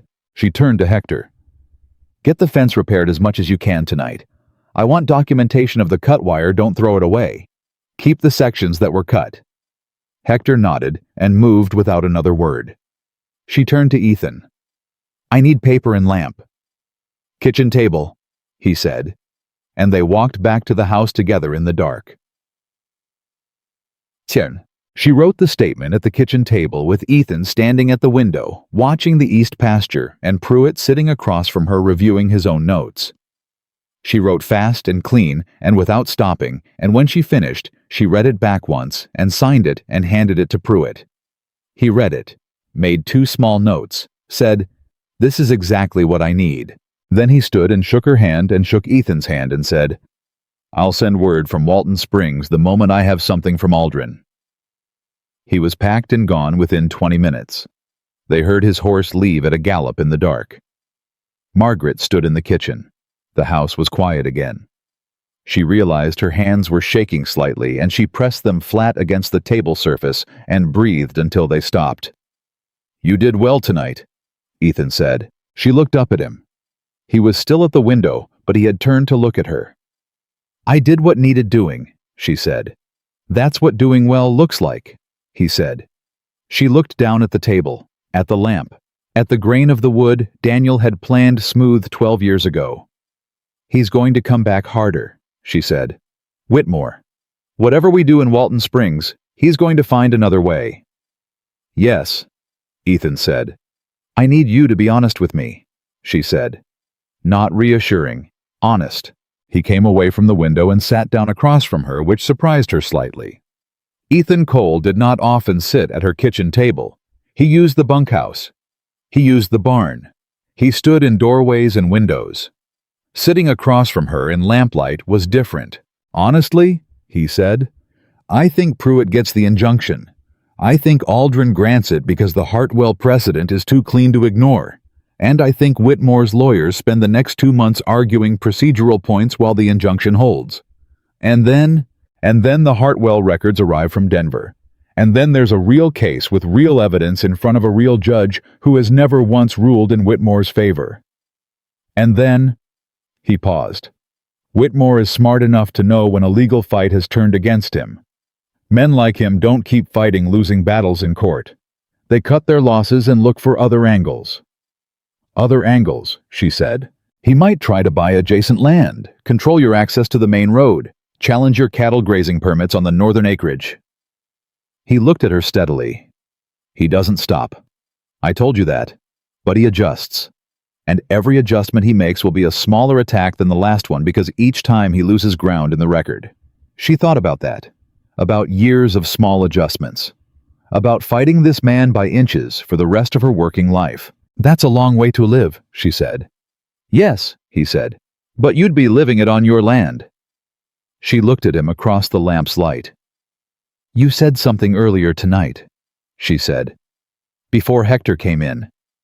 He was still. "You said you didn't think I was only talking about the ranch hands," she said. "When I said I wasn't one person." He held her gaze and said nothing. "Were you right?" she asked. A long silence. The lamp made small sounds. Outside, she could hear Hector and Billy working on the fence in the dark, the sound of posts and wire, and men who were loyal to this place without being asked to explain why. "I think so," he said, "but I don't know if I have the right to be right about that." "Why not?" she asked. He looked at the table. "Because I'm a man who walked away from everything once, left people counting on me, left a case half finished, left—" He stopped. "Clara always said I had one foot out the door even when I was standing still, said it like it was a thing she'd learned to live with." His jaw was tight. "I don't want to be that man to someone else." She looked at him for a long time. "You've had one foot out the door since the day you arrived," she said. "I know that. Your saddlebag is still packed." He looked up sharply. "I noticed," she said simply. 3 weeks ago, It's always ready to go, like you never fully unpacked." He said nothing. "Ethan." She waited until he met her eyes. "You have been fighting for this ranch for 3 weeks like it belongs to you. You have ridden 6 days across mountain country, put your name on legal documents, volunteered to testify, and stood at my fence line in the dark. That is not a man with 1 foot out the door." "What is it then?" he asked. Quiet, like he genuinely did not know. "That," she said, "is a man who forgot how to stop running, and is running out of reasons to keep going." The kitchen held that. He looked at her with something in his face that she had no word for, not yet, except that it was the most unguarded she had ever seen him, more than the moment in Pruitt's office, more than when she had said Clara's name by the fire, more than any of it. "Margaret," he said. She waited. "I don't know how to do this right," he said. "I don't know if I—" He stopped. Tried again. "I'm not the man I was 6 years ago. I don't know if what's left is enough." "Enough for what?" she asked. He looked at her directly. "Enough for you." The lamp between them. The dark outside. The sound of fence work and night wind. She said, "I'm not asking you for anything you don't have. I'm telling you what I see. What you do with that is yours to decide." He sat with that for a long moment. Then he said, "The saddlebag." "What about it?" "I'll unpack it," he said. "Tomorrow morning." It was not a declaration. It was not a promise wrapped in poetry. It was a man who said things plainly and meant them, precisely telling her the only way he knew how that something had shifted. She felt it shift in her own chest, quiet and real as a creek finding its true level. "All right," she said. She stood and took the lamp and walked to her bedroom, and she did not look back because she did not need to. The word came from Pruitt 4 days later. It came by telegraph, 9 words, and Margaret read it standing in the telegraph office with Ethan behind her and the clerk pretending not to watch her face. Aldrin granted injunction. Hartwell under investigation. Whitmore lawyers filing appeal. Hold fast. She read it twice. Then she folded it and held it in both hands. "Injunction," she said. "Yes," Ethan said. "Hartwell is being investigated." "Yes." She looked up. "Whitmore's lawyers are filing appeal." "They will," he said. "They always do." She looked at the telegraph in her hands. Then she laughed. Not a polite sound. A real one, short and sharp, and full of something that had been compressed in her chest for 4 months, finally finding room to move. The clerk looked startled. Ethan looked at her with something in his face that was almost a smile, the quiet kind he was capable of when he forgot to suppress it. "Hold fast," she said, reading the last 2 words again. "That's what Pruitt does," Ethan said. "Understatement under pressure." She folded the telegraph and put it in her pocket and walked out of the office and into the street. She stood in the summer heat and thought about Daniel, the way she did every time something important happened. Not with grief, not anymore. Or not only grief, but with the particular ache of wishing someone could know something they were not alive to see. She thought, "We're going to keep it, Daniel. Your ranch is going to stay Calloway land." She felt Ethan step up beside her. "We should send word to Hector," she said. "Already did," he said. "Sent a boy from the office before you finished reading it." She looked at him. "You knew what it said before I read it," she said. "I can read over your shoulder," he said. "You didn't notice." She stared at him. "I notice everything," she said indignantly. "You notice most things," he said, "when your hands aren't shaking." "My hands were not—" She stopped, looked at her hands. That was relief. "I know," he said, the almost smile again. She shook her head. But the thing that rose in her chest was warm, and she did not try to push it down. Whitmore came to the ranch himself 2 days later, alone. No carriage, no escort, no Boyd Greer with his watchful eyes and his practiced smile. Just Charles Whitmore on a good horse riding up her road in the afternoon, and Margaret saw him coming and went to the porch and waited. He dismounted at the yard gate and walked in and stopped 10 feet from her. He looked older than the last time. She noticed that. The summer had done something to him, or maybe it was the injunction, or the investigation, or the first time in his long career that something hadn't bent the way he expected it to. "Mrs. Calloway," he said. "Mr. Whitmore," she said. He looked at the ranch for a moment. The way he always did that assessing sweep of a man who had spent a lifetime calculating value. But this time, something in it was different. Less calculating. More like she searched for the word, more like looking at something you know you're not going to have. "I'd like to speak plainly," he said. "You're welcome to," she said. He looked at her directly. "I've spoken with my lawyers about the Hartwell matter." "Then you know what we have," she said. "I know what you have," he said. "And I want you to understand that I was not aware of Hartwell's prior history when he was hired into the land office. I did not instruct anyone to commit fraud." She studied his face. He was telling the truth, she thought. Or part of it. "But you had a contact in that office," she said. "Someone who could move things along for you." He was quiet for a moment. "I have relationships throughout this territory. I have cultivated them for 30 years. Most of them are entirely legitimate. And some of them are not," she said. He held her gaze. "I want to settle this," he said. She had not expected that. She kept her face still. "Settle how?" she asked. "I'll withdraw the reclassification claim," he said. "Formally, in writing. My lawyers will file a withdrawal with the land office by end of week." "And your cattle off my pasture?" she said. "Done," he said. She looked at him. "What do you want in return?" He was quiet for a moment. "I want the Hartwell investigation dropped." She held that for a moment. "I don't control the territorial investigation," she said. "That's Hale's office.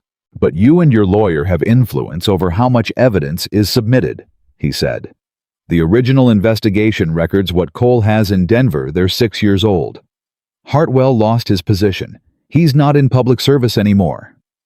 "He was in public service last week," she said, "signing fraudulent documents. He'll be dismissed. Permanently. I'll see to it personally." "You'll see to it," she said flatly. "The man who benefited from his conduct will personally ensure his dismissal." Whitmore's jaw tightened slightly. "I am trying to find a resolution here, Mrs. Calloway."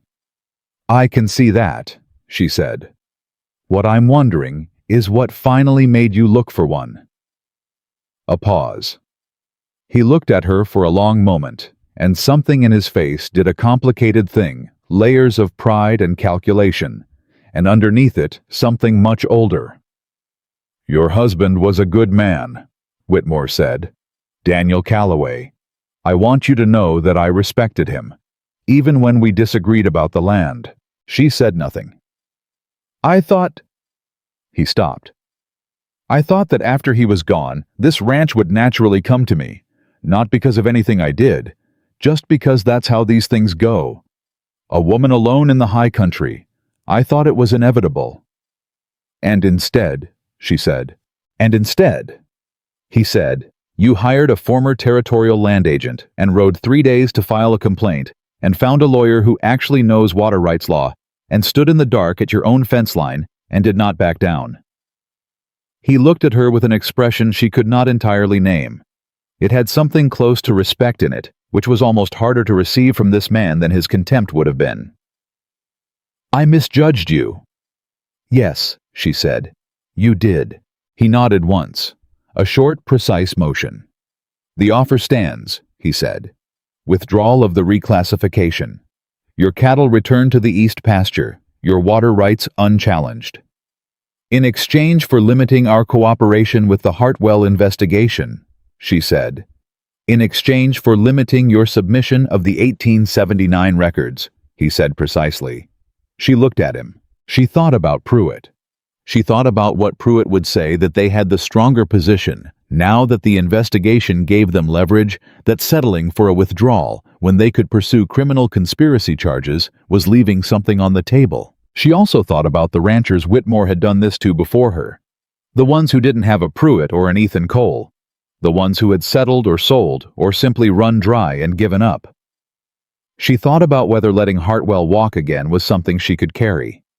"No," she said. Whitmore looked at her steadily. "The withdrawal," she said. "Yes. The water rights, yes. The East pasture, yes. But I will not agree to limit the Hartwell investigation. That man has done this before. He will do it again if no one stops him." She held Whitmore's gaze. "You can have the settlement without that condition, or you can have no settlement at all." Whitmore was quiet for a long moment. The afternoon held. The mountain above them. The summer heat. "All right," he said. She blinked. "The investigation proceeds," he said. "The rest stands as offered." His voice was even. "I would rather settle this cleanly than fight a case I'm going to lose with a judge who's never sided with me." He met her eyes. "I'm not a man who throws good money after bad." He turned and walked back to his horse. At the gate he stopped and looked back once. "For what it's worth," he said, "I hope the ranch does well." She did not say anything. He rode out. She stood on her porch and watched him go, and tried to understand what had just happened, which was that Charles Whitmore had come to her land and stood in her yard and admitted he had lost. Not in a courtroom, not in a filing, in person, on her ground. She heard the door behind her. "I heard," Ethan said. She turned. He was in the doorway, and she knew from his face that he had heard all of it. "Did I do right?" she asked. "Not settling on Hartwell." "Yes," he said, without hesitation. "Pruitt might say we left leverage on the table." "Pruitt will agree with you," he said. "Whitmore settling is good. Hartwell being properly investigated is better. You got both." She exhaled. "He said he misjudged me," she said. "He did," Ethan said. "Most people in this valley thought the same thing he did," she said. "That this place would naturally come apart when Daniel was gone." "Most people were wrong," Ethan said. She looked at him. "You weren't," she said. "From the first day. You never looked at this ranch like it was failing." "It wasn't failing," he said. "It was just carrying too much alone." She held his gaze. "It doesn't have to anymore," he said. And there it was. Not a speech, not a declaration rehearsed by firelight. Just a man in a doorway saying the true thing in the plainest way he knew. She walked toward him, and he held the door, and she passed inside, and behind her, the summer valley stretched wide and gold and entirely hers. Keek. The formal withdrawal came from Whitmore's lawyers 9 days later. Pruitt received it first, reviewed it line by line, sent her a telegraph that read, "Clean. No conditions. Filed with Land Office this morning. Your water rights reinstated." She read it at the kitchen table with her coffee going cold beside her.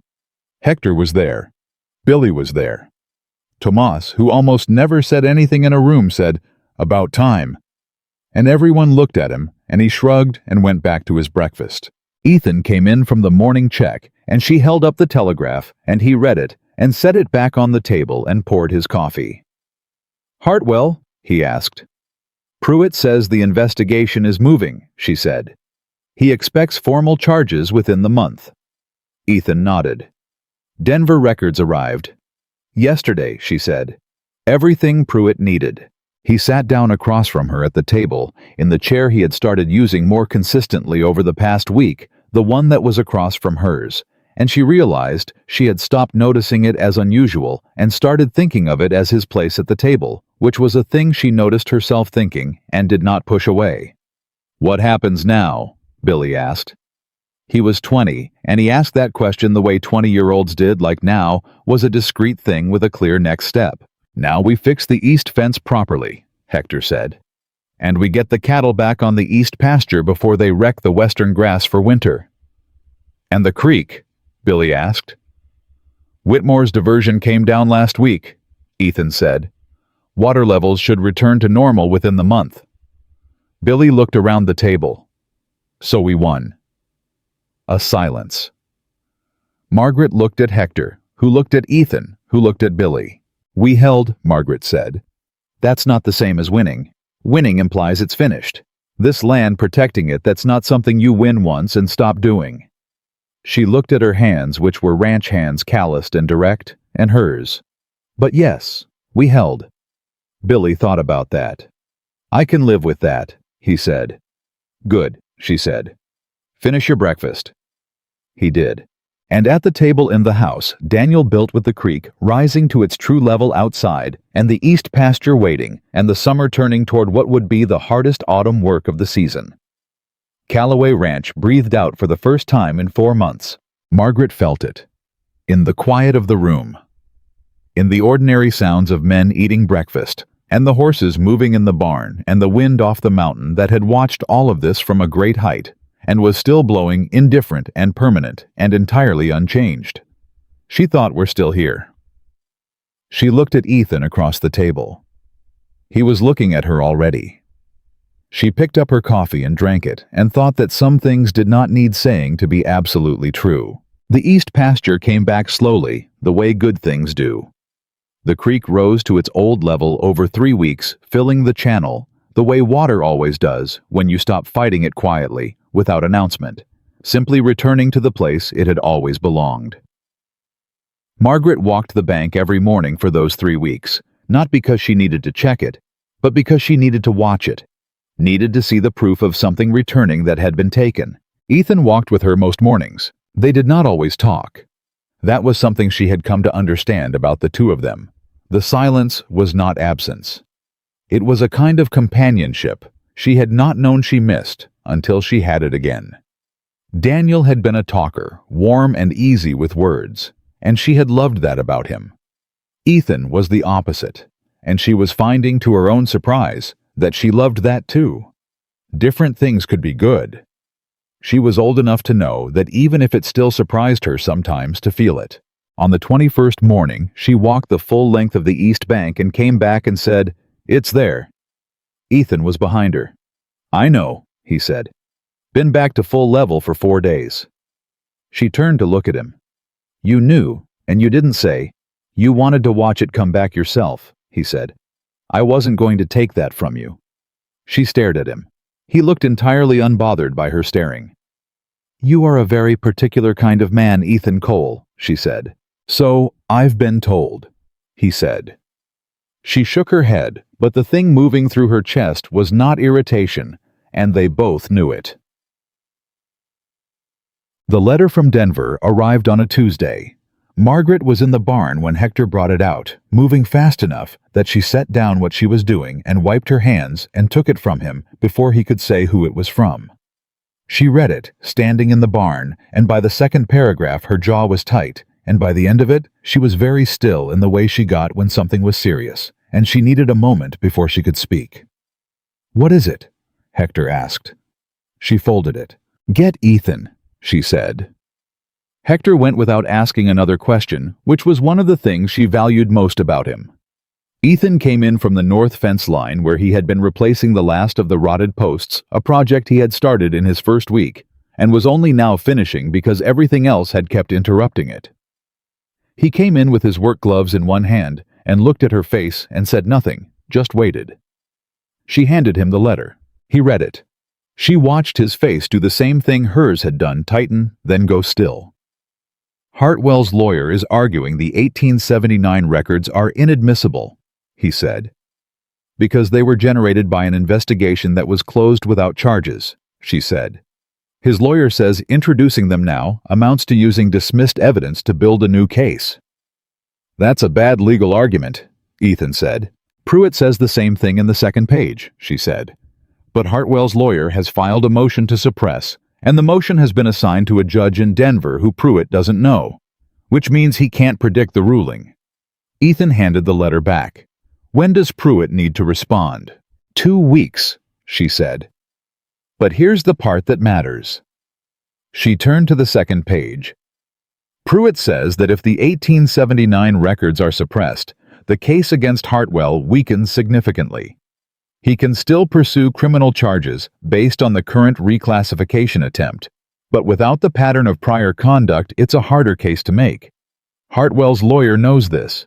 They're not suppressing the records because they think they'll win the motion. They're suppressing them to force a plea. Hartwell pleads to a misdemeanor, pays a fine, no prison time. She looked up. Ethan was watching her.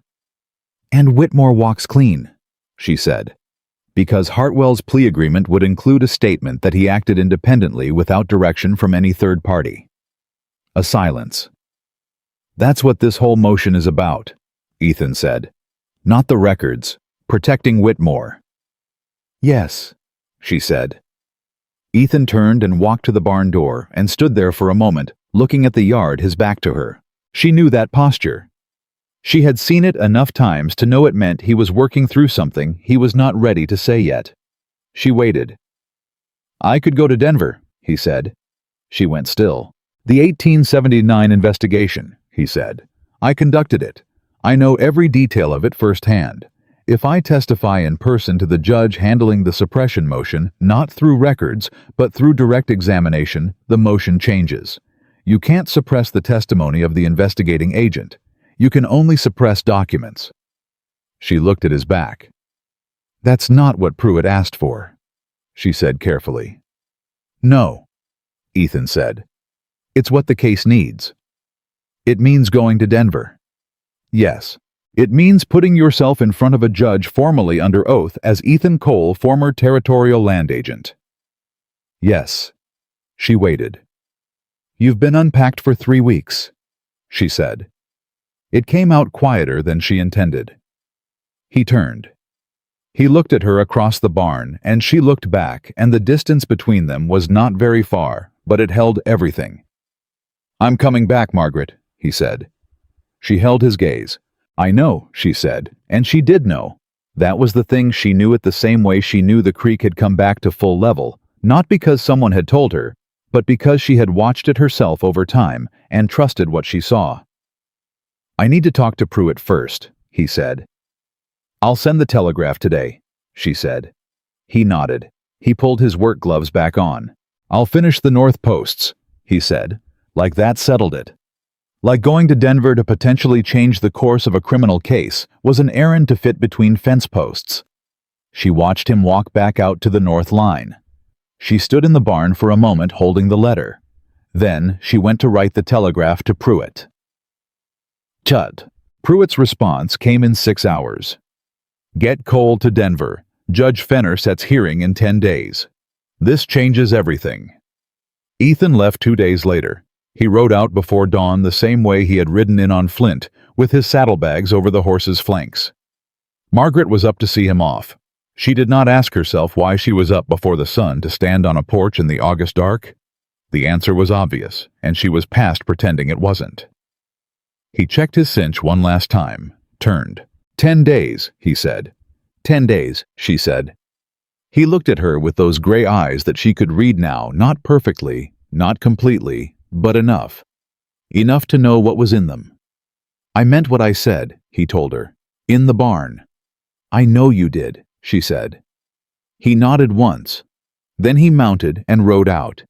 She stood on the porch and listened to the hoofbeats until she couldn't hear them anymore. Then she went inside and made coffee and started the day, because there was always work to do, and she had never once in her life let the work stop because she felt something. But she felt it, all day, like a hand pressed flat against her sternum from the inside. The 10 days were the longest since February. She worked. She always worked. The late summer push before fall roundup was relentless and physical and merciful. In the way that hard labor was merciful, it demanded everything and left nothing left over for sitting with your thoughts in an empty house. Hector noticed she was driving herself harder than usual and did not say anything, which was its own kind of kindness. Billy, who had no such restraint, said on the 4th day, "You're working like the ranch is on fire, and I don't see any smoke." "There's always something that needs doing," she said. "Sure," Billy said. "But you fixed the same stretch of fence line 2 days in a row." She looked at the fence. "It needed doing twice," she said. Billy looked at the fence, then at her. He was 20 years old and not wise yet, but he was not stupid. "He's coming back," Billy said. "I know that," she said. "Then why are you acting like he might not?" She looked at the boy, at this young man who had worked her ranch for 2 years and watched her bury her husband and fight Charles Whitmore and hold everything together with her bare hands, and she said, "Because knowing something and feeling it are two different things, and sometimes the feeling needs the time to catch up." Billy thought about that. "My ma says something like that," he said. "Your ma is a smart woman," Margaret said. "She'd like you," he said simply. She looked at him for a moment. "Get back to work," she said, but not unkindly. The telegram came on the morning of the 9th day, one day earlier than she had expected, and she was in the house when Hector brought it from town at a pace that told her it was good news before she could read his face. She took it and read it once. Fenner denied suppression motion. Full testimony admitted. Hartwell facing full criminal charges. Plea deal withdrawn. Whitmore named as person of interest in original investigation. Riding home tomorrow. Cole. She read it twice. Then she sat down at the kitchen table, which she did not usually do in the middle of the morning, and she pressed the telegram flat on the wood surface Daniel had planed smooth, and she sat there for a moment that was not very long, but was very full. Whitmore named as person of interest, not charged, not yet, but named, in an official territorial investigation. On the record, in the way that meant it followed a man into every room he walked into for the rest of his professional life. She thought about the way he had stood in her yard and said, "I misjudged you." She thought about whether he had known when he said it that it was going to end up here. Whether some part of him had known the moment Ethan Cole walked up beside her in that yard, that he had made a calculation error he could not undo. She hoped so. She was not. She decided a woman who required her opponents to suffer. But she was absolutely a woman who required them to understand what they had done. "Good news?" Hector asked from the doorway. "Very good news," she said. He read her face, which he had gotten good at over 2 years. "He's coming back tomorrow," Hector said. Not a question. "Tomorrow," she said. Hector nodded. He turned to go. "Hector," she said. He stopped. "Thank you," she said, "for staying through all of it. You could have left, after Daniel. Any of you could have." He was quiet for a moment. "Mrs. Calloway," he said. "Daniel was a good man, but this ranch—" He paused. "This ranch is yours, has been yours as much as his since the first winter. We stayed because of you." He met her eyes directly. "That's the truth of it." She held that. "Go finish the morning check," she said quietly. He went. She sat at the table for another moment.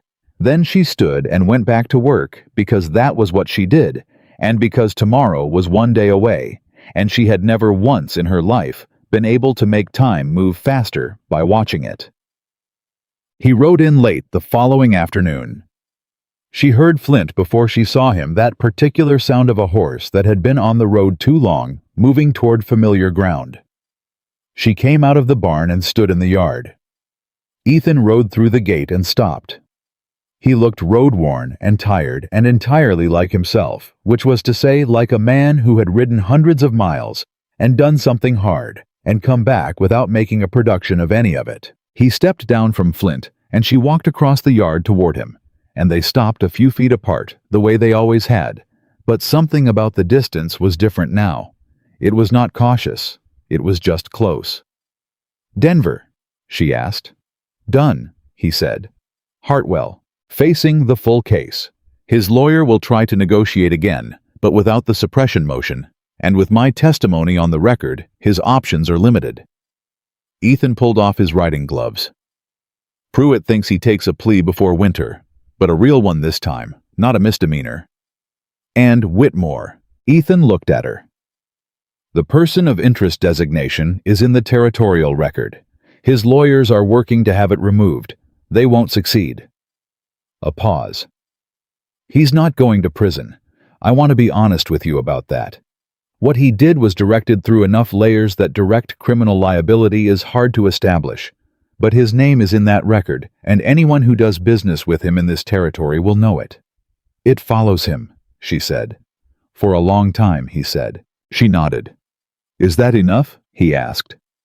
He was watching her carefully. She thought about it honestly. For Daniel's ranch, she said. Yes. The land is ours. The water is ours. The record is clear. She paused. For the people Whitmore did this to before me, who didn't have a Pruitt or an injunction, or... She stopped. For them, no. But that's not a fight I can finish by myself. No, he said. But Pruitt's talking about taking on 2 other cases. Smaller ranchers, same pattern of diversion and fraudulent documentation. Your case built the precedent. She looked at him. That was your doing, she said. Recognizing Hartwell's signature, going to Denver. It was your doing, he said. You're the one who refused to sell, twice. Every domino that fell started there. She held his gaze.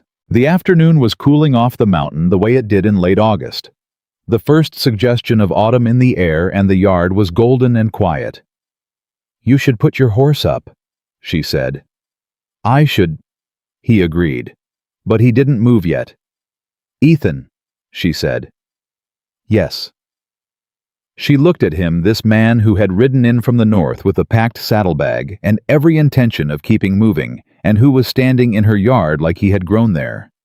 The saddlebag, she said. He looked at her steadily.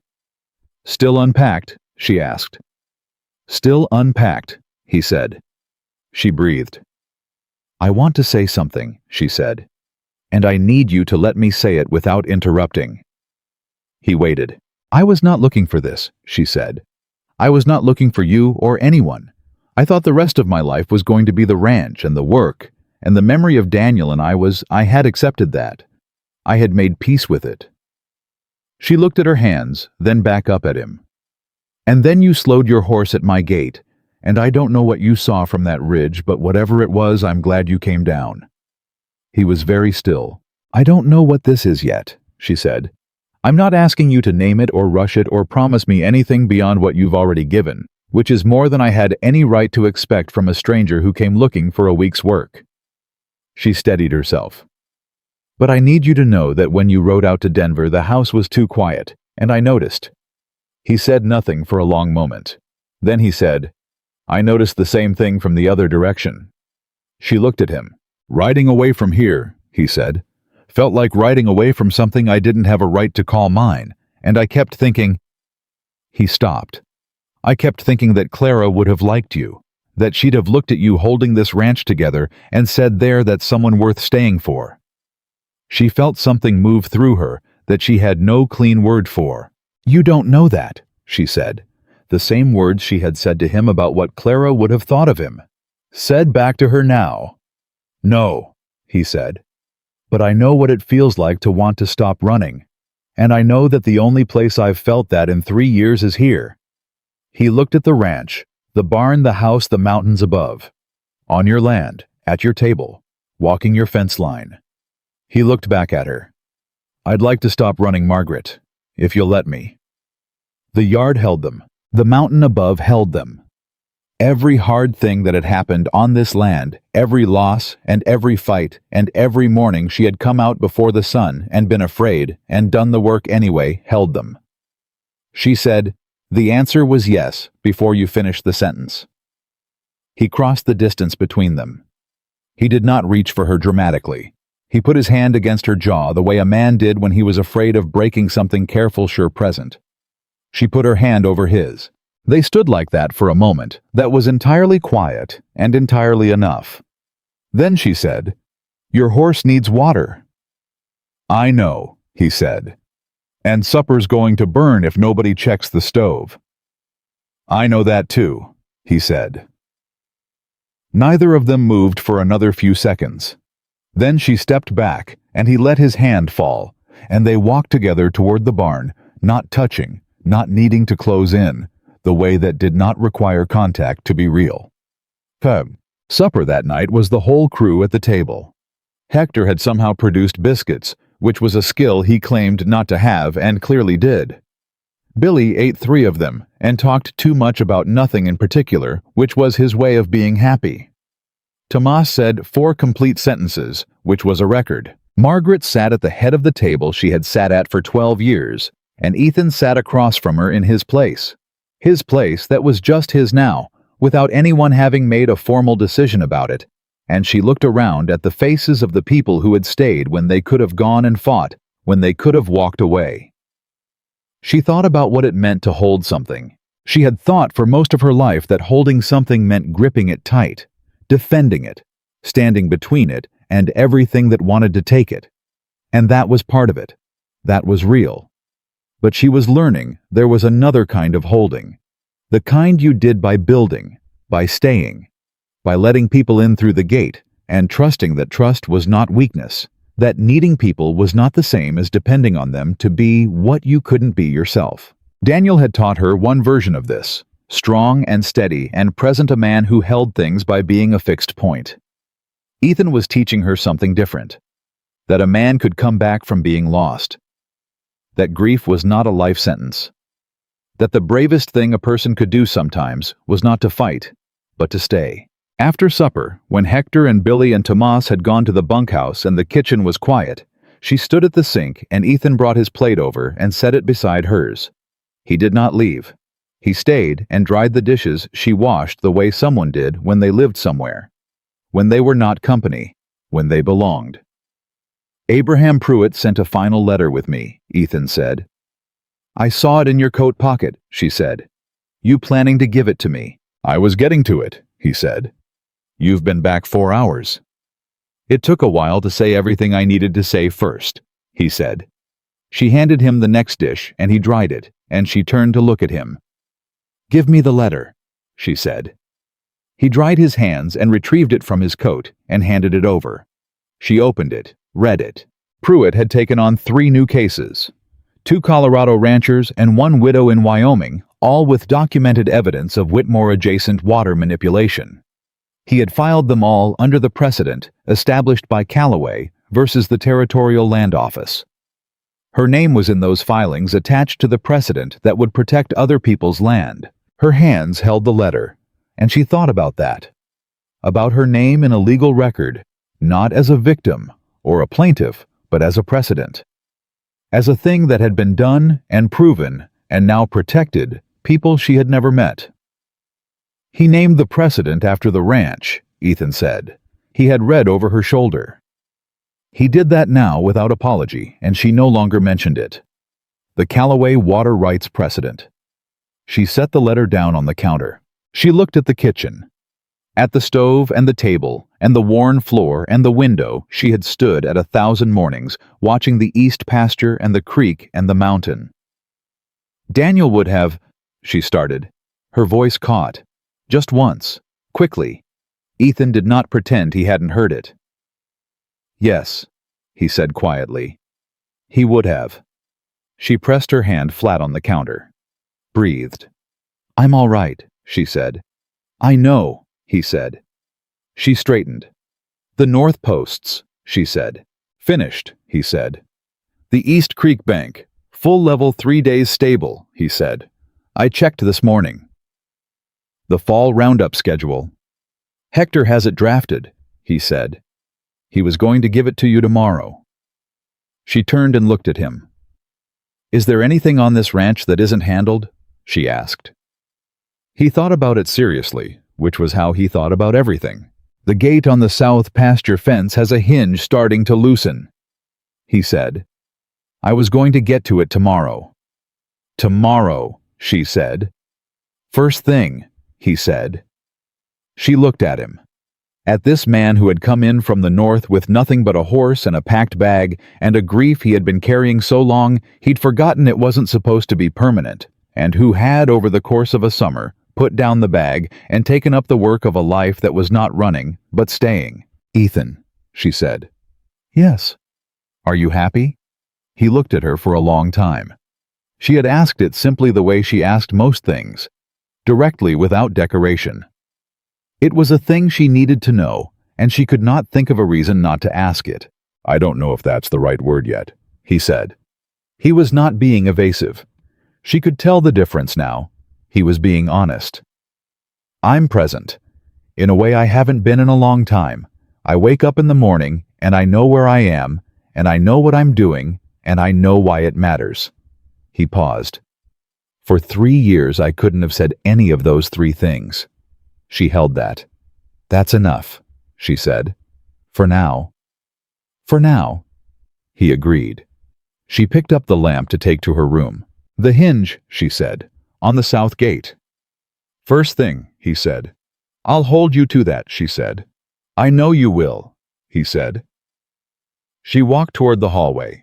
She stopped at the edge of the lamplight and turned back once. He was standing in the kitchen that had been Daniel's kitchen and was now hers and was becoming slowly and without ceremony theirs, and he was looking at her the way she had seen him look at the east pasture when the water came back, like something returned to its right place. Good night, Ethan, she said. Good night, Margaret, he said. She took the lamp and went, and Calloway Ranch settled into the night around them both, the creek running full and clear, the cattle in the east pasture where they belonged.